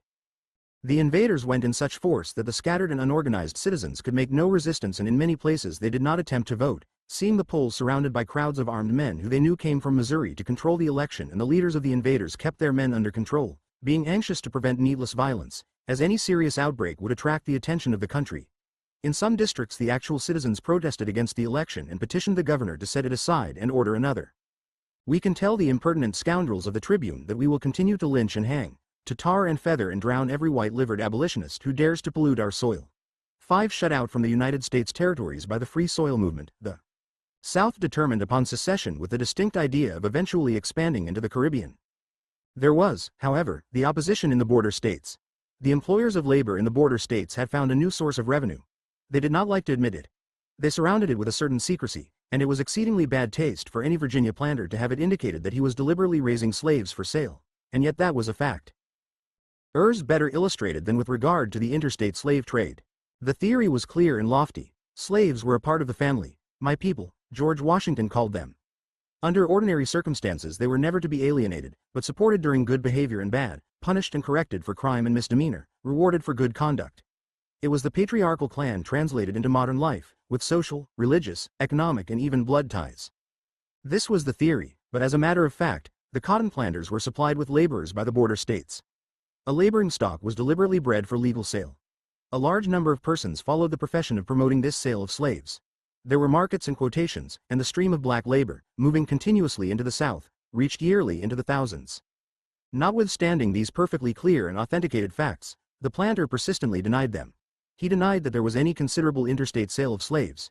He denied that families were broken up. He insisted that slave auctions were due to death or mischance, and particularly did he insist that the slave traders were the least of human beings and most despised. This deliberate contradiction of plain facts constitutes itself a major charge against slavery and shows how the system often so affronted the moral sense of the planters themselves that they tried to hide from it. They could not face the fact of Negro women as brood mares and of black children as puppies. Indeed, while we speak of the planters as one essentially unvarying group, there is evidence that the necessities of their economic organization were continually changing and deteriorating their morale and pushing forward ruder, noisier, less cultivated elements than characterized the Southern gentlemen of earlier days. Certainly, the cursing, brawling, whoring gamblers who largely represented the South in the late 50s, evidenced the inevitable deterioration that overtakes men when their desire for income and extravagance overwhelms their respect for human beings. Thus the interstate slave trade grew and flourished, and the demand for the African slave trade was rapidly becoming irresistible in the late 50s. From 50 to 80,000 slaves went from the border states to the lower South in the last decade of slavery. One planter frankly said that he calculated that the moment a colored baby was born, it was worth to him $300. So far as possible, the planters in selling their slaves avoided the breaking up of families. But they were facing flat economic facts. The persons who were buying slaves in the Cotton Belt were not buying families, they were buying workers, and thus by economic demand families were continually and regularly broken up. The father was sold away, the mother and the half-grown children separated, and sometimes smaller children were sold. One of the subsequent tragedies of the system was the frantic efforts, before and after emancipation, of Negroes hunting for their relatives throughout the United States. A Southerner wrote to Olmsted, "In the states of Maryland, Virginia, North Carolina, Kentucky, Tennessee and Missouri, as much attention is paid to the breeding and growth of Negroes as to that of horses and mules. Further south, we raise them both for use and for market. Planters command their girls and women, married or unmarried, to have children. And I have known a great many Negro girls to be sold off because they did not have children. A breeding woman is worth from 1/6 to 1/4 more than one that does not breed." Sexual chaos arose from economic motives. The deliberate breeding of a strong, big field hand stock could be carried out by selecting proper males, and giving them the run of the likeliest females. This in many border states became a regular policy and fed the slave trade. Childbearing was a profitable occupation, which received every possible encouragement, and there was not only no bar to illegitimacy, but an actual premium put upon it. Indeed, the word was impossible of meaning under the slave system. Moncure D. Conway, whose father was a slaveholder near Fredericksburg, Virginia, wrote, "As a general thing, the chief pecuniary resource in the border states is the breeding